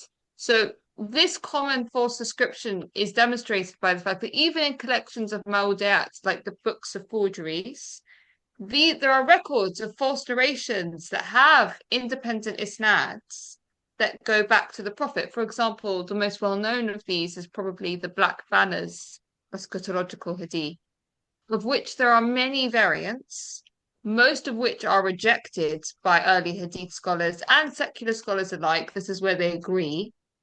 But collectively, those narrations have numerous independent isnads that go back to the Prophet. So in light of this special problem that really is only in relation to the Prophet, how can we distinguish genuine cases of the Prophet as a common link versus false cases? Yeah, again, I come back to my point that I made earlier. If we just looked at the chain of transmission, this is what the Muslim scholars do. They look at the chain of transmission, and first they investigate the narrators. They look at their merit, and then if it's widely, there is the mutawatir hadith. If it's so much widely reported, it's accepted for fact. But in again, isnad-cum-matn analysis, we just don't look at the transmission line. We look at the structure of hadith. There should be like the partial common links. And then they are distributing a hadith, which are, again, there should be, for example, we look at in this hadith, I looked at those clusters. And I don't believe that they should be identical, verbatim. This is what we are looking when if there was a forgery. Usually, forgers, they tend to one forger, or two forgers. They would use identical verbatim languages, isn't it? Texts. They have to be identical. But that is a red flag in isnad-cum-matn analysis. If there is a verbatim, if let's say 4 different partial common links and 27 of them, they have verbatim text or very similar text, then I would be very suspicious of that hadith. But then you look at the signs of oral transmissions are there. There are things and evidences that it's unlikely to have forgery there because somebody's sitting and fabricating it. They would have like certain ideas inserted or more similarity. So I think this is not very well understood in the circles who come up with this kind of criticism. This is it's a widely known problem. They don't really know how. We are very cautious with this idea of people forging hadith. We are always taking it. I am making this argument that we shouldn't consider hadith until there was onus is on the person to prove that the person is guilty. But when I am to accuse someone as a forger, you need to prove it. Okay, this is this is what the human mind works. If you want to make an accusation to someone, you have to prove it. You take it to the court, you have to prove somebody's guilty. But when I'm operating with isnad-cum-matn method, internally, I always have the suspicion that this person could be a forger. So how do I know he's not a forger? Then you look at the textual evidence, and you look at the person, the connections. If this person is, they have a natural link, if they operated, if that person is a student and that person is teacher, and then you look at the overall view to reach a conclusion. So again, it comes down to the generalizations and the evidence is, for example, we accept. Of course, I know that there's a famous hadith attributed to Abu Huraira about the onions, for example. I mean, this is it's a well-known tradition, but then again, you prove it, and you have to have evidence for. I mean, it's scholarly basic scholarly expectation. We always understand that, or even experience that there are forgeries, there are hadiths, that there are interpolations, there are omissions. But then, because I've studied and I can say for that individual hadith, I can never generalize by just like looking at 5 hadith, 10 hadith, and then make overall assumptions, because that's an assumption. And this is the main difference, I think, with practitioners of isnād-cum-matn method and those who are revisionists, more on the revisionist side, and have more cynical or negative outlook. And I'm not denying, and nobody's denying, that existence of accepting or admitting that Muslim scholars admitted that there are forgeries. There are forgeries, and that's why we have a method to analyze and study and figure out which ones are forged. And also, I think there is one issue we haven't discussed. We shouldn't see that forgery in itself is a bad thing. I mean, we shouldn't have a value judgment on that, because if you are doing a historical study, there is a reason for that forgery, and by studying hadith, you can figure out what is the reason. I mean, this is what I did in my book, The Integrity of the Quran. I made I've reached the conclusion that the traditions on the falsification of the Quran in the Shia traditions are forgeries. But why were they forged? Because my conclusion was that it's coincide with the time of ghaiba, the occultation, and so we have the because the dating goes back to that era. So what it means is that it's people probably creating a forming of a Shia identity, certain sections, certain groups within the Shia Islam. They felt the need to create these traditions to justify the existence of or non-existence of the names of the imams in the Quran. So what whether there is a large or there is a forgery or not, the argument or the scholarly interest should be to study each and individual hadith to reach a conclusion and firm conclusion. I think one maybe interesting experiment could be, I think Michael Cook did something like this, but not actually properly.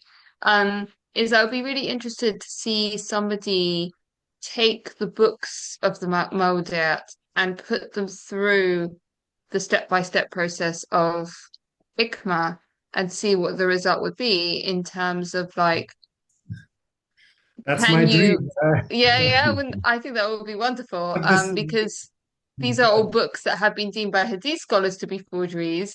But what would happen if you put them through Isnad-Kamatan analysis? I'd be really intrigued. The problem is that it's massive. The volume of data is massive. That's why actually that is the scholars who make these generalizations, they don't have time. Okay, they are either impatient or they don't have time. So without actually going through that painful process, they want to have an easy way out of this study. But the proper thing is to just go and do what you suggested.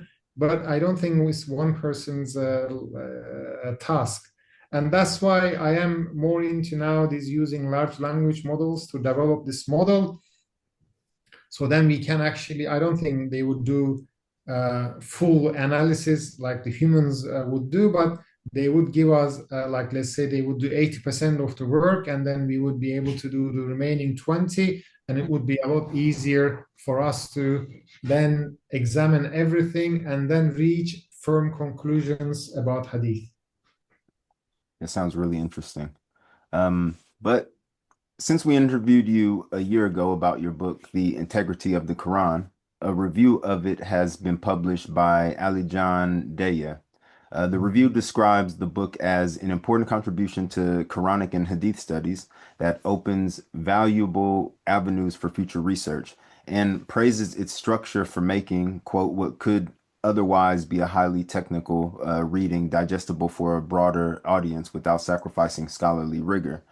However, the review also critiques some elements which we wanted to offer you the opportunity to respond to.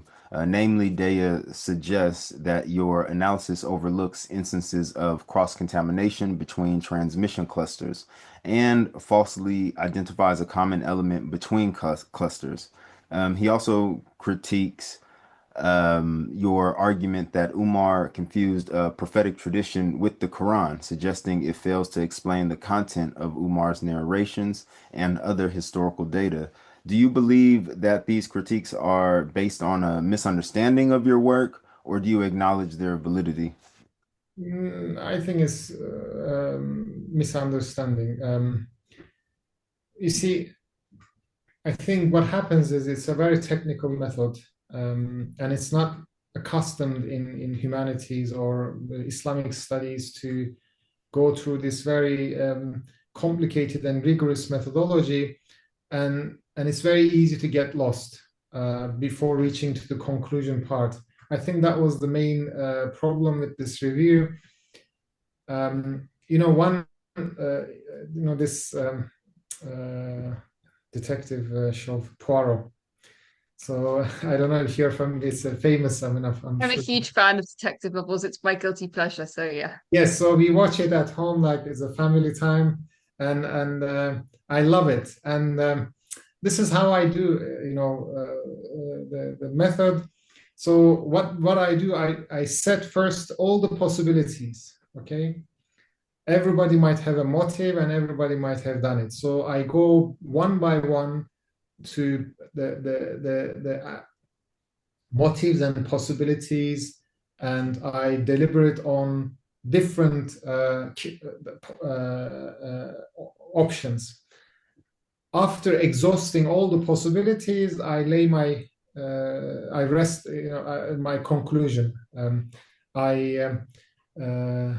then I usually do it towards the end. So then somebody reads it and gets bored towards the end, and they might think, oh, I've used this evidence or I misuse that evidence.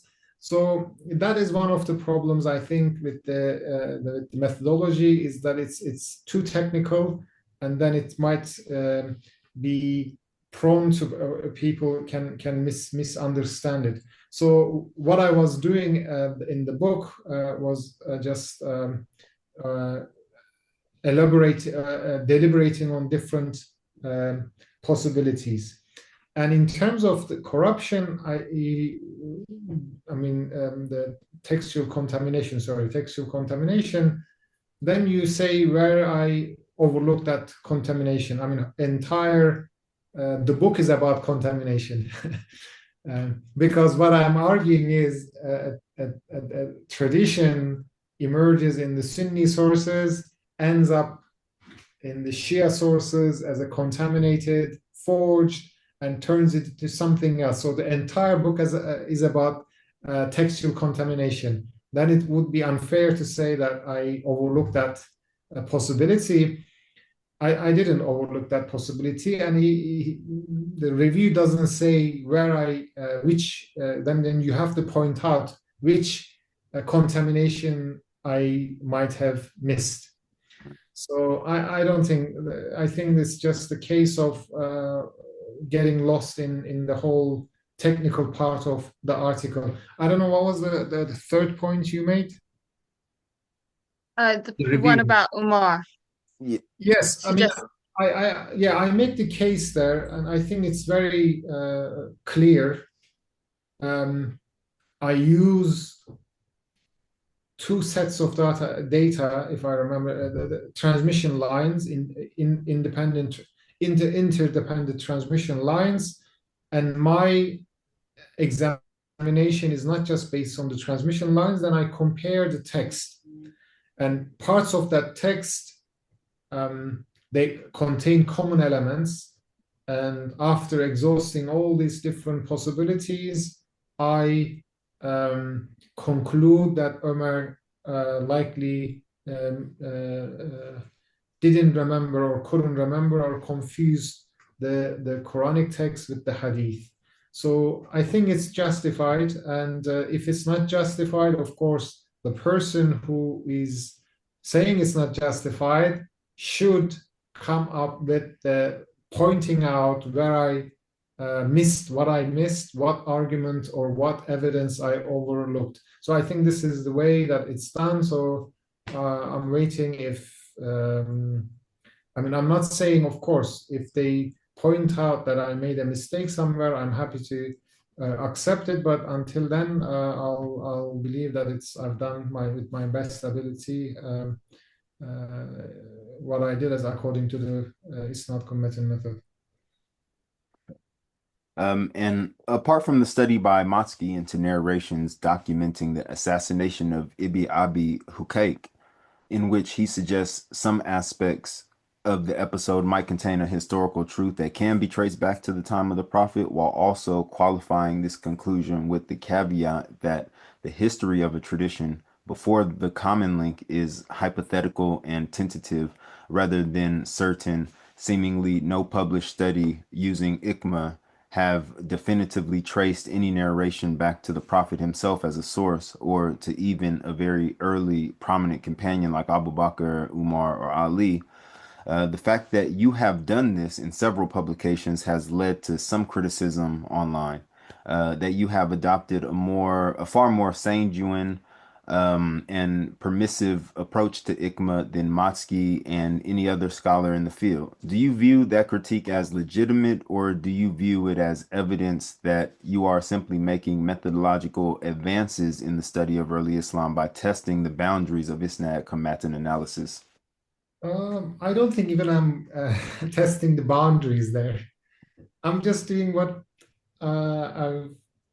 I know what isnād-cum-matn method is, and this is what I also learned from Motsky, and this is what Motsky did, and this is what reasonable thing to do.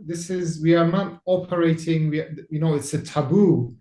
It seems that it's a taboo that you can't data report back to the Prophet. Well, I'm operating within a methodology. You can say, okay, Seyfeddin made this mistake here. He didn't implement the methodology here well, or he leaned too much on isnad, or he leaned too much on the text. Therefore, his conclusions are false, and he's too sanguine, and so on and so forth. But I haven't seen that evidence. So I'm just implementing the premise. So I'm treating the Prophet as a common link, as a source. Why do I do it? Because the person from whom the narrative, or sorry, the chain of transmission fans out in isnād-cum-matn method is the common link. Who is the person from whom the chain of the transmission fans out? Is the Prophet. I mean, is there anything wrong there? No. And sorry, I was gonna say, and then what about the where does the info? Okay, did I do the textual analysis correctly? Yes, I did the textual analysis, and I compared and contrasted, and I identified certain common elements back to the common link, and then I reached the conclusion. But why am I treating the Prophet as a common link? Because of the fanning out of the chain of transmission from him. And why does this give me a confidence about being able to trace it back to the Prophet? Because I'm able to verify it. Because there are different variants, and they have different texts, so I can do synoptic analysis. So I'm not even testing any boundaries, actually. I'm just very traditional way of implementing Harold Motzki's Isnad-cum-matn method. When I test the boundaries there are times I do it when I actually go and do proper form criticism and reduction criticism to understand why certain elements are interpolated, certain elements omitted from the text. Those times are different. But in this occasion, I'm just purely implementing the isnād-cum-matn method. And those who are accusing me of doing certain things and not implementing the method should produce their evidence. Talking about that same article of Motzki's, the murder of Ibn Abu Hukayk, Motzki concluded in relation to the application of ICMA to biographical hadiths that he said that we may wonder whether the outcome will justify the time and energy needed for such an enterprise, as we have shown historical facts that could be extracted from the sources relating a certain event of the Prophet's life are few. In the case of the murder of Ibn Abi Hukayk, not even the date of the event can be established with some certainty. Yes. The historical biography, which will be the outcome of all these source critical efforts, will be only a very small one. So that's quite a pessimistic conclusion. And I wanted to know, are you as pessimistic as Motzki about the possibility of being able to reconstruct anything beyond a very minimal biography of the Prophet? I think it's pessimistic in the sense that it's very difficult to, because it's oral transmission, as I said, Motzki understands it, that it's been paraphrased, it's been, reproduced from the memories. So it's very difficult to reconstruct to verbatim a hadith that Prophet might have uttered. But do we really want to reconstruct the verbatim utterances of the Prophet, or do we want to understand or study the historical implications of the general ideas that are coming from the Prophet? I don't think our intention is to, or our purpose should be to just verbatimly reconstruct everything the Prophet said, but the probability of likelihood or the ideas that are coming from him, I think, are crucial for the study of early Islam, because then we will understand, we will be able to, we don't have to really reconstruct what Prophet said, but we want to really know if a certain idea or certain way of thinking is coming from him. So this would, I think, be very important to historians rather than just certain words are trying to reconstruct, which is, I think there might be cases, there might be occasions to be able to reconstruct the verbatim sayings of the Prophet. For example, if, let's say, there are tens and tens of traditions, variants of a hadith in which Prophet repeats the same thing.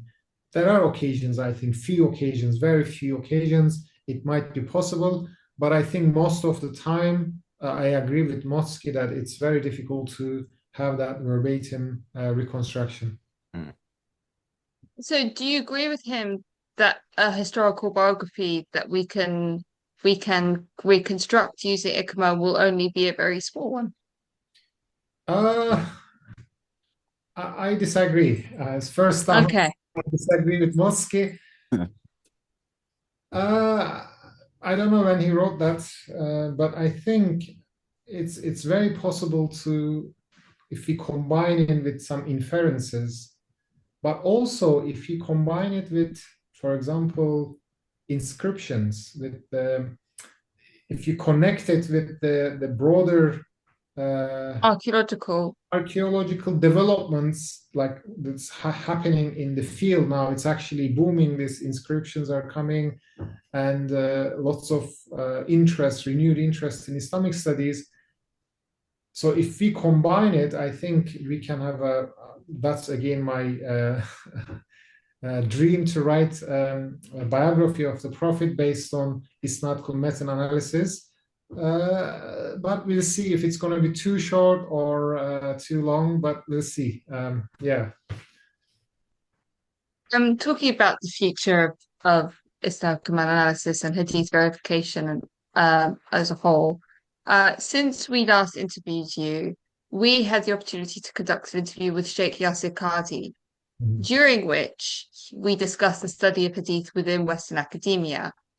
And he stated quite unequivocally that it is his current conclusion that there is no possible middle ground between the historical critical method and traditional Hadith scholarship due to the widespread pessimism within the academy that it is possible to reliably ascribe any narration to the Prophet using historical critical methodology.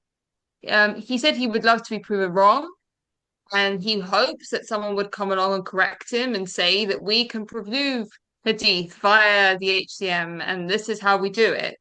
And he said he would literally thank that person and be the first to buy their book. So my question to you is, does your work represent what he deemed to be impossible? Have you developed a version of ICMA that finally offers that middle ground? Should we be sending him your book? So I should expect him to thank me, but yeah, I mean, this is not my doing. I mean, I don't take any credit from this. Methodologically, I didn't invent this methodology, but I ended up lucky maybe in my choices of working with the hadiths that I mean, of course, Motsky has done so much better work and a lot of work on this. So, but then I ended up with my choices maybe more appealing to public. It's like the integrity of the Quran, Ali ibn Abi Talib's Codex, and this article on Medina. So, yeah, I mean, I don't know. So I'm not inventing a new methodology here. I'm just little bit adding new things to Motsky's methodology, but not in terms of its critical rigor, but in terms of interpretation. So I interpret. Motsky didn't do it much. He didn't, because I explain it in my book as well. He abstained from interpreting or combining it with the historical context. He stayed away from it, and there is a reason for it, because at the time he operated extremely revisionist environment, so he didn't want to expose himself to additional criticism, because most of those, so the entire Islamic, I mean, if you read Wansbrough, Patricia Crone, Cook, I mean, they went wild. I mean, in 1970s, they denied everything, in terms of the Islamic history. So he operated in that kind of environment. So he stayed away. I'm sure he would have done it. I mean, he's, of course, was ahead of his time. And so the only thing I'm adding to Isnad-Kamatan method is to take the historical context into consideration now, because we have more stable understanding or more acceptance of the broader Islamic narrative is being correct. Like, what Sinai did, in the Quran, the Quranic Codex, Godarzi, we have all these scholars are now have some kind of consensus. Of course, Sinai, most of it, not all of it. So it's the environment is very different. So it allows me to the little bit navigate move to the boundaries.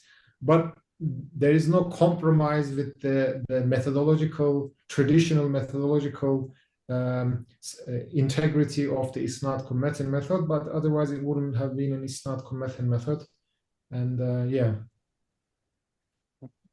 Talking about, you know, the crossover between traditional scholarship and Western academic scholarship, you are obviously using ICMA only from a historical perspective as part of an academic project to reliably address questions of Islamic origins like sanctification of Medina.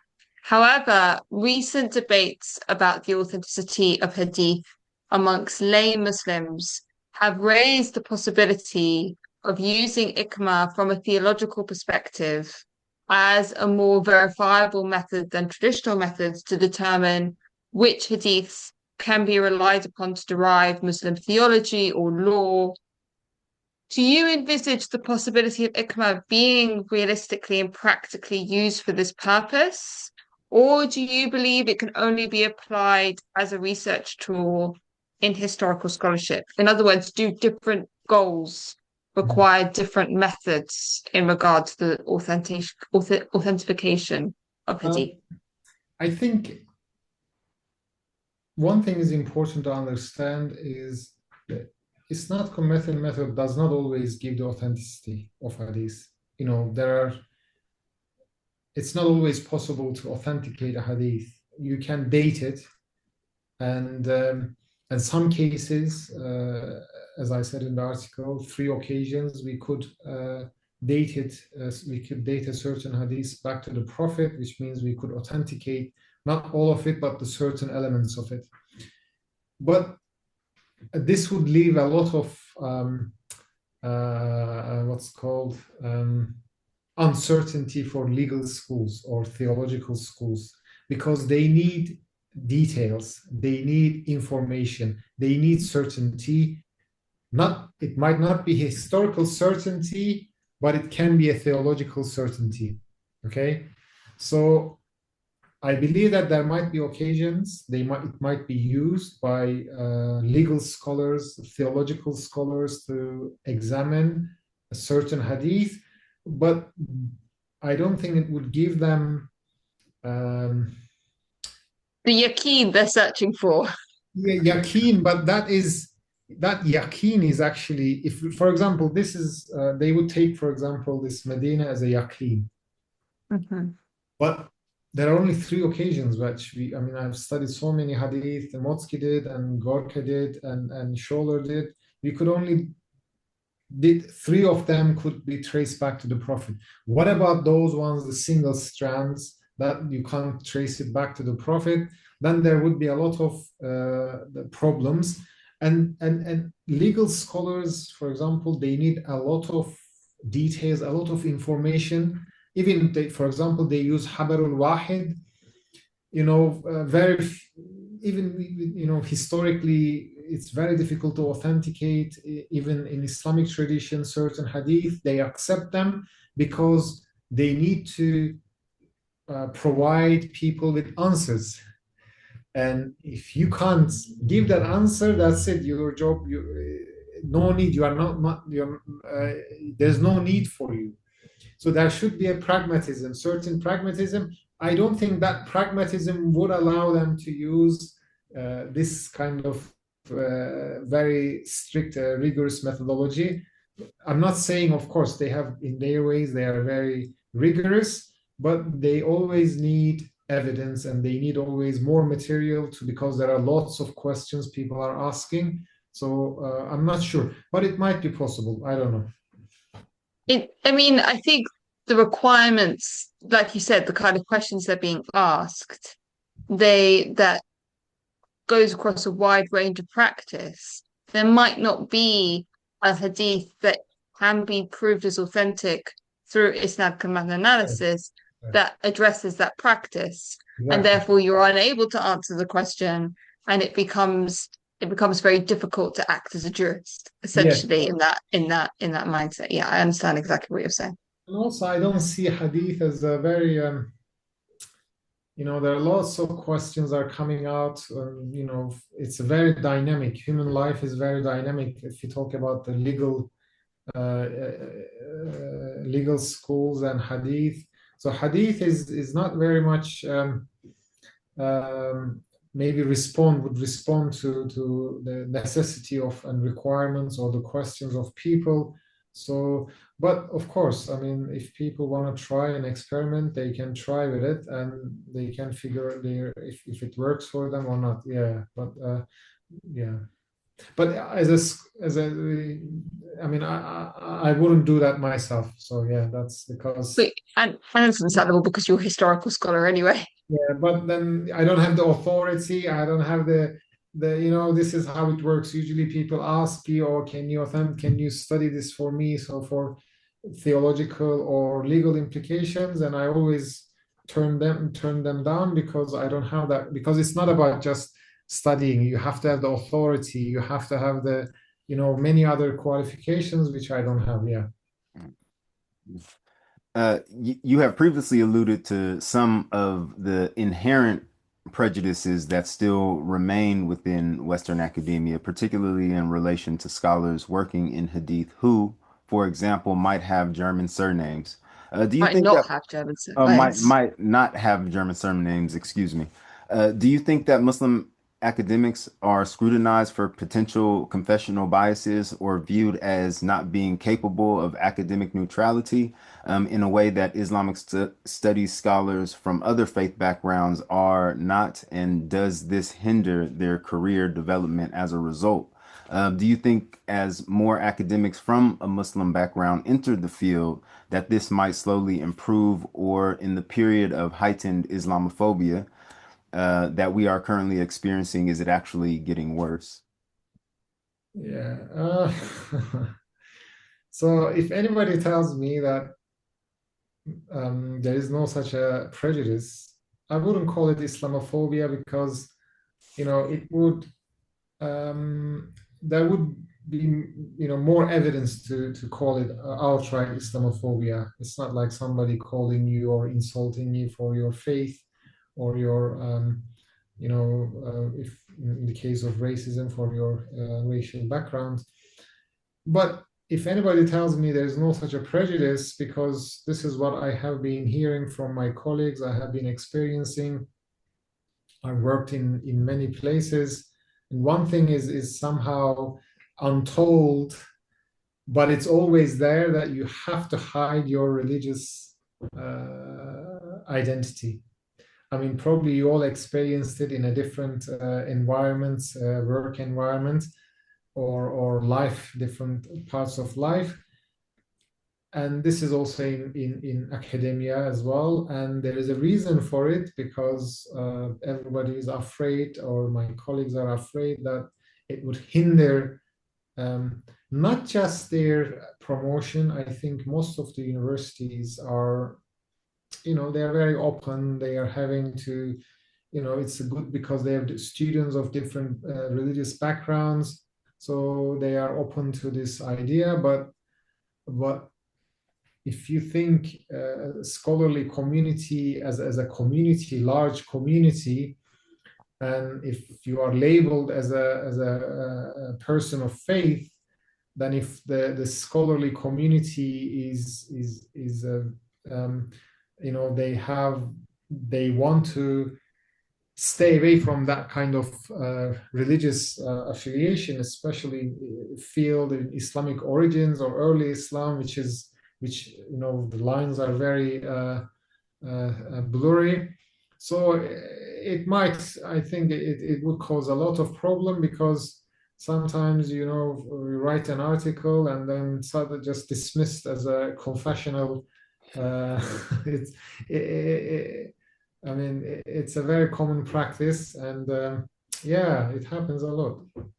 Yeah, I mean, and like you mentioned, I don't think it's necessarily an Islamophobic bias, but and maybe this might not be the right word to use, but more of a natural bias that humans have when they see someone promoting or going in line or researching something that they know is something that they believe. Like if I see Gucci advertise a Gucci purse, I kind of, I see it kind of in the same line. Doesn't necessarily mean that the Gucci purse is fake or not of good quality.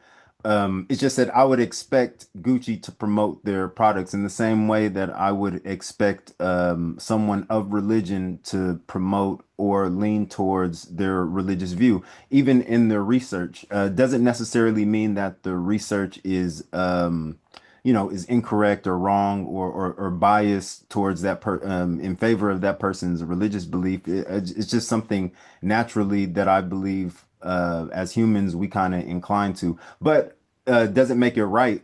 And I hope that we kind of do transcend that, because just because you have religious confession, or if you're a Muslim working within Islamic studies, that doesn't mean that you're not able to transcend whatever religious identity or confessions that you have in your research. Yeah, so. I I think, think, yeah, go yes, ahead, go sir. ahead, go ahead. No, go ahead. I was just going to say, just from a personal perspective from Taron and I, we purposefully try not to discuss our beliefs in any way on this channel. And the reason for that is because we don't want someone to dismiss somebody we're interviewing, or dismiss an argument that someone is making purely based on what they think our confessional stance might be. We try really hard to be very objective, to allow people to lay out their arguments, to push back against those arguments with possible criticisms so they can have an opportunity to defend themselves, without suggesting that we lean one way or the other. And we want our audience to decide for themselves what they find convincing. And we don't want our confessional beliefs to get in the way of that. So we don't talk about it. But it is difficult for obvious reasons. I mean, I agree with both. I think, you don't want people to just, I mean, these are, academic places, and you are expected to be critical. You are expected to be rigorous, and also you are expected to teach. I mean, you're not going to go and try proselytizing your students because, because you're following a certain religious tradition and you want to go into a missionary, but I don't think anybody is doing it. Okay, part of it, or most part of it, is that there is again this bias. When they see you, those people who are biased, when they see you with the religious identity, they do not think that, they don't comprehend that you would go and be critical, and analytical, and produce a knowledge. The point of academia is not, okay, we talk about one way of, it's not good to be confessional, but it's not good to be too much skeptical of everything about religious traditions say. It could be that the Islamic tradition is correct, in a sense that many things happened as Muslims narrated to happen, but it doesn't mean that that religion is better than other religions, or people should turn into that religion and accept that Prophet Muhammad received a revelation from the Prophet, from God, because there is no certainty. I mean, it sometimes gets very funny, the way that this academia is, that it expects us to very open-minded and critical and pursue the truth, if it's possible, of course. Again, there is barrier, or it's not possible, so on and so forth. But then they expect you to accept certain premises, which based on generalizations of the tradition that you are studying, but also based on the individuals who study that tradition, or who have that religious identity.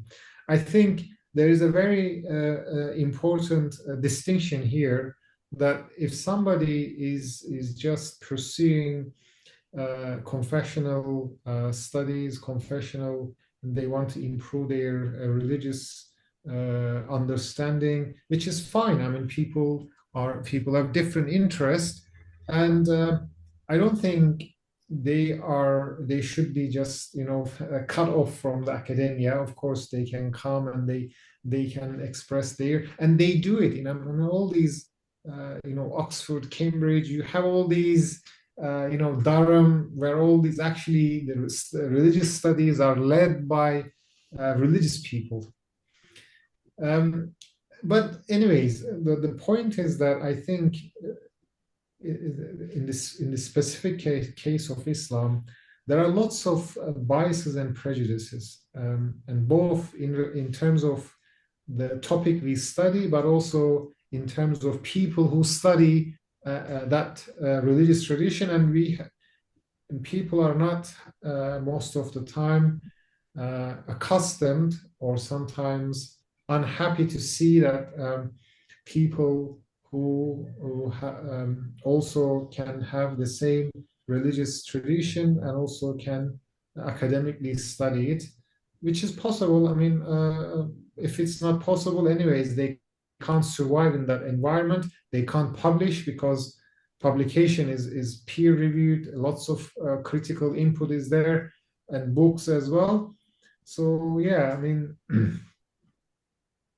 that's my take on this, and I hope it will get better. But nowadays, I think there is yes.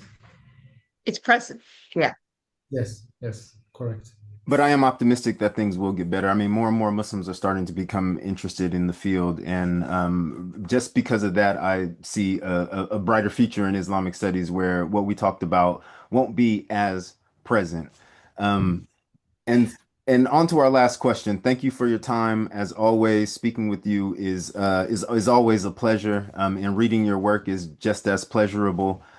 So last time you were on the channel, you briefly mentioned a project that you were working on, which would be pioneering the application of AI in Hadith studies, which is incredibly exciting. Can you give us any more updates on the development of this project? So what we did, we had a pilot study with the integrating AI, large language models, into this study. Which does actually semantic analysis of the text, which actually takes away a lot of burden, because if I go and do it individually, it takes a lot of time and it's very time consuming. But if the machine can do it in just a couple of minutes, and then I can work with the results. So we managed to develop the model for analyzing the text, and it's now going through peer review. We got a very good journal, and they are very interested. But I don't know how the peer review is going to turn out. And now we are also now starting the second stage of it, which is the isnad analysis, which is the more difficult one, because large language models, they are designed to do this comparison, because this is what they do. Actually, they are best at. But the second stage is more difficult, the creating those isnad maps and hierarchically creating those isnad maps, and then combining them with the text and trying to reconstruct, which would take a whole different, a bit longer than this. But we are working on it. So once this is published, I'm hoping that in probably 6 months' time, this article will publish, because we are very confident with the result. We followed all the procedures. This will be the first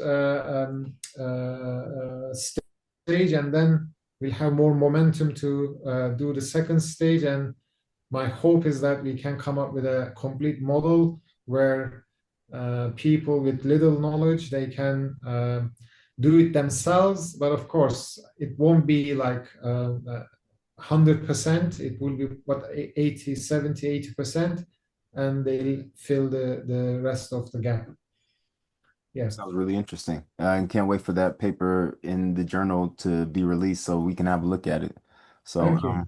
I will let you know. all right. Uh, Sorry, I'm at a loss for words for a bit. Yeah, I mean, again, it's been a pleasure having you on.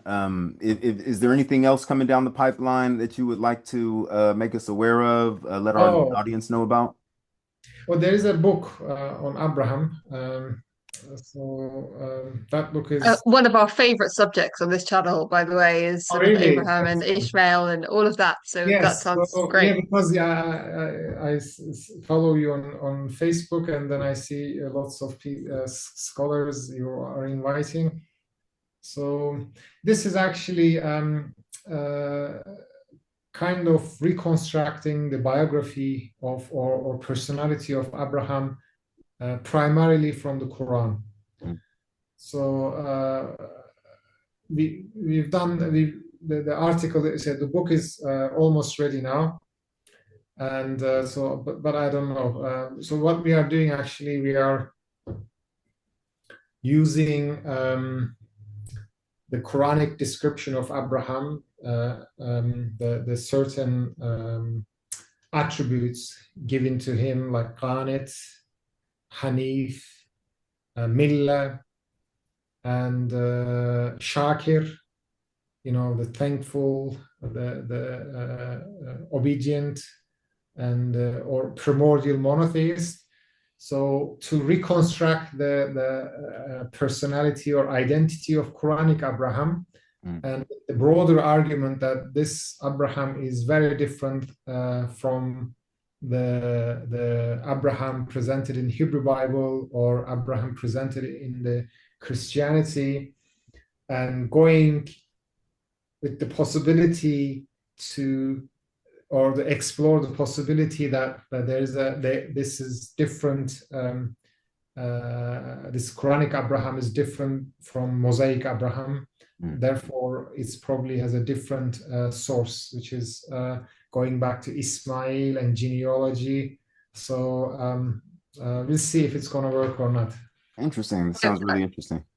That's like incredible. It's one of our like questions. So it would be such a privilege if you would be willing to come on back on for the channel for that. But if it's published, because it is a high risk, high gain book kind of book. So I don't know if it's gonna ever publish, but we'll wait and see. Okay, God willing. Yeah. Okay. All right, yeah, on top of that, again, thank you for your time. It's always a pleasure speaking with you, reading your work, and we're excited to see what else you have coming down the pipeline. Thank you very much. Thank you.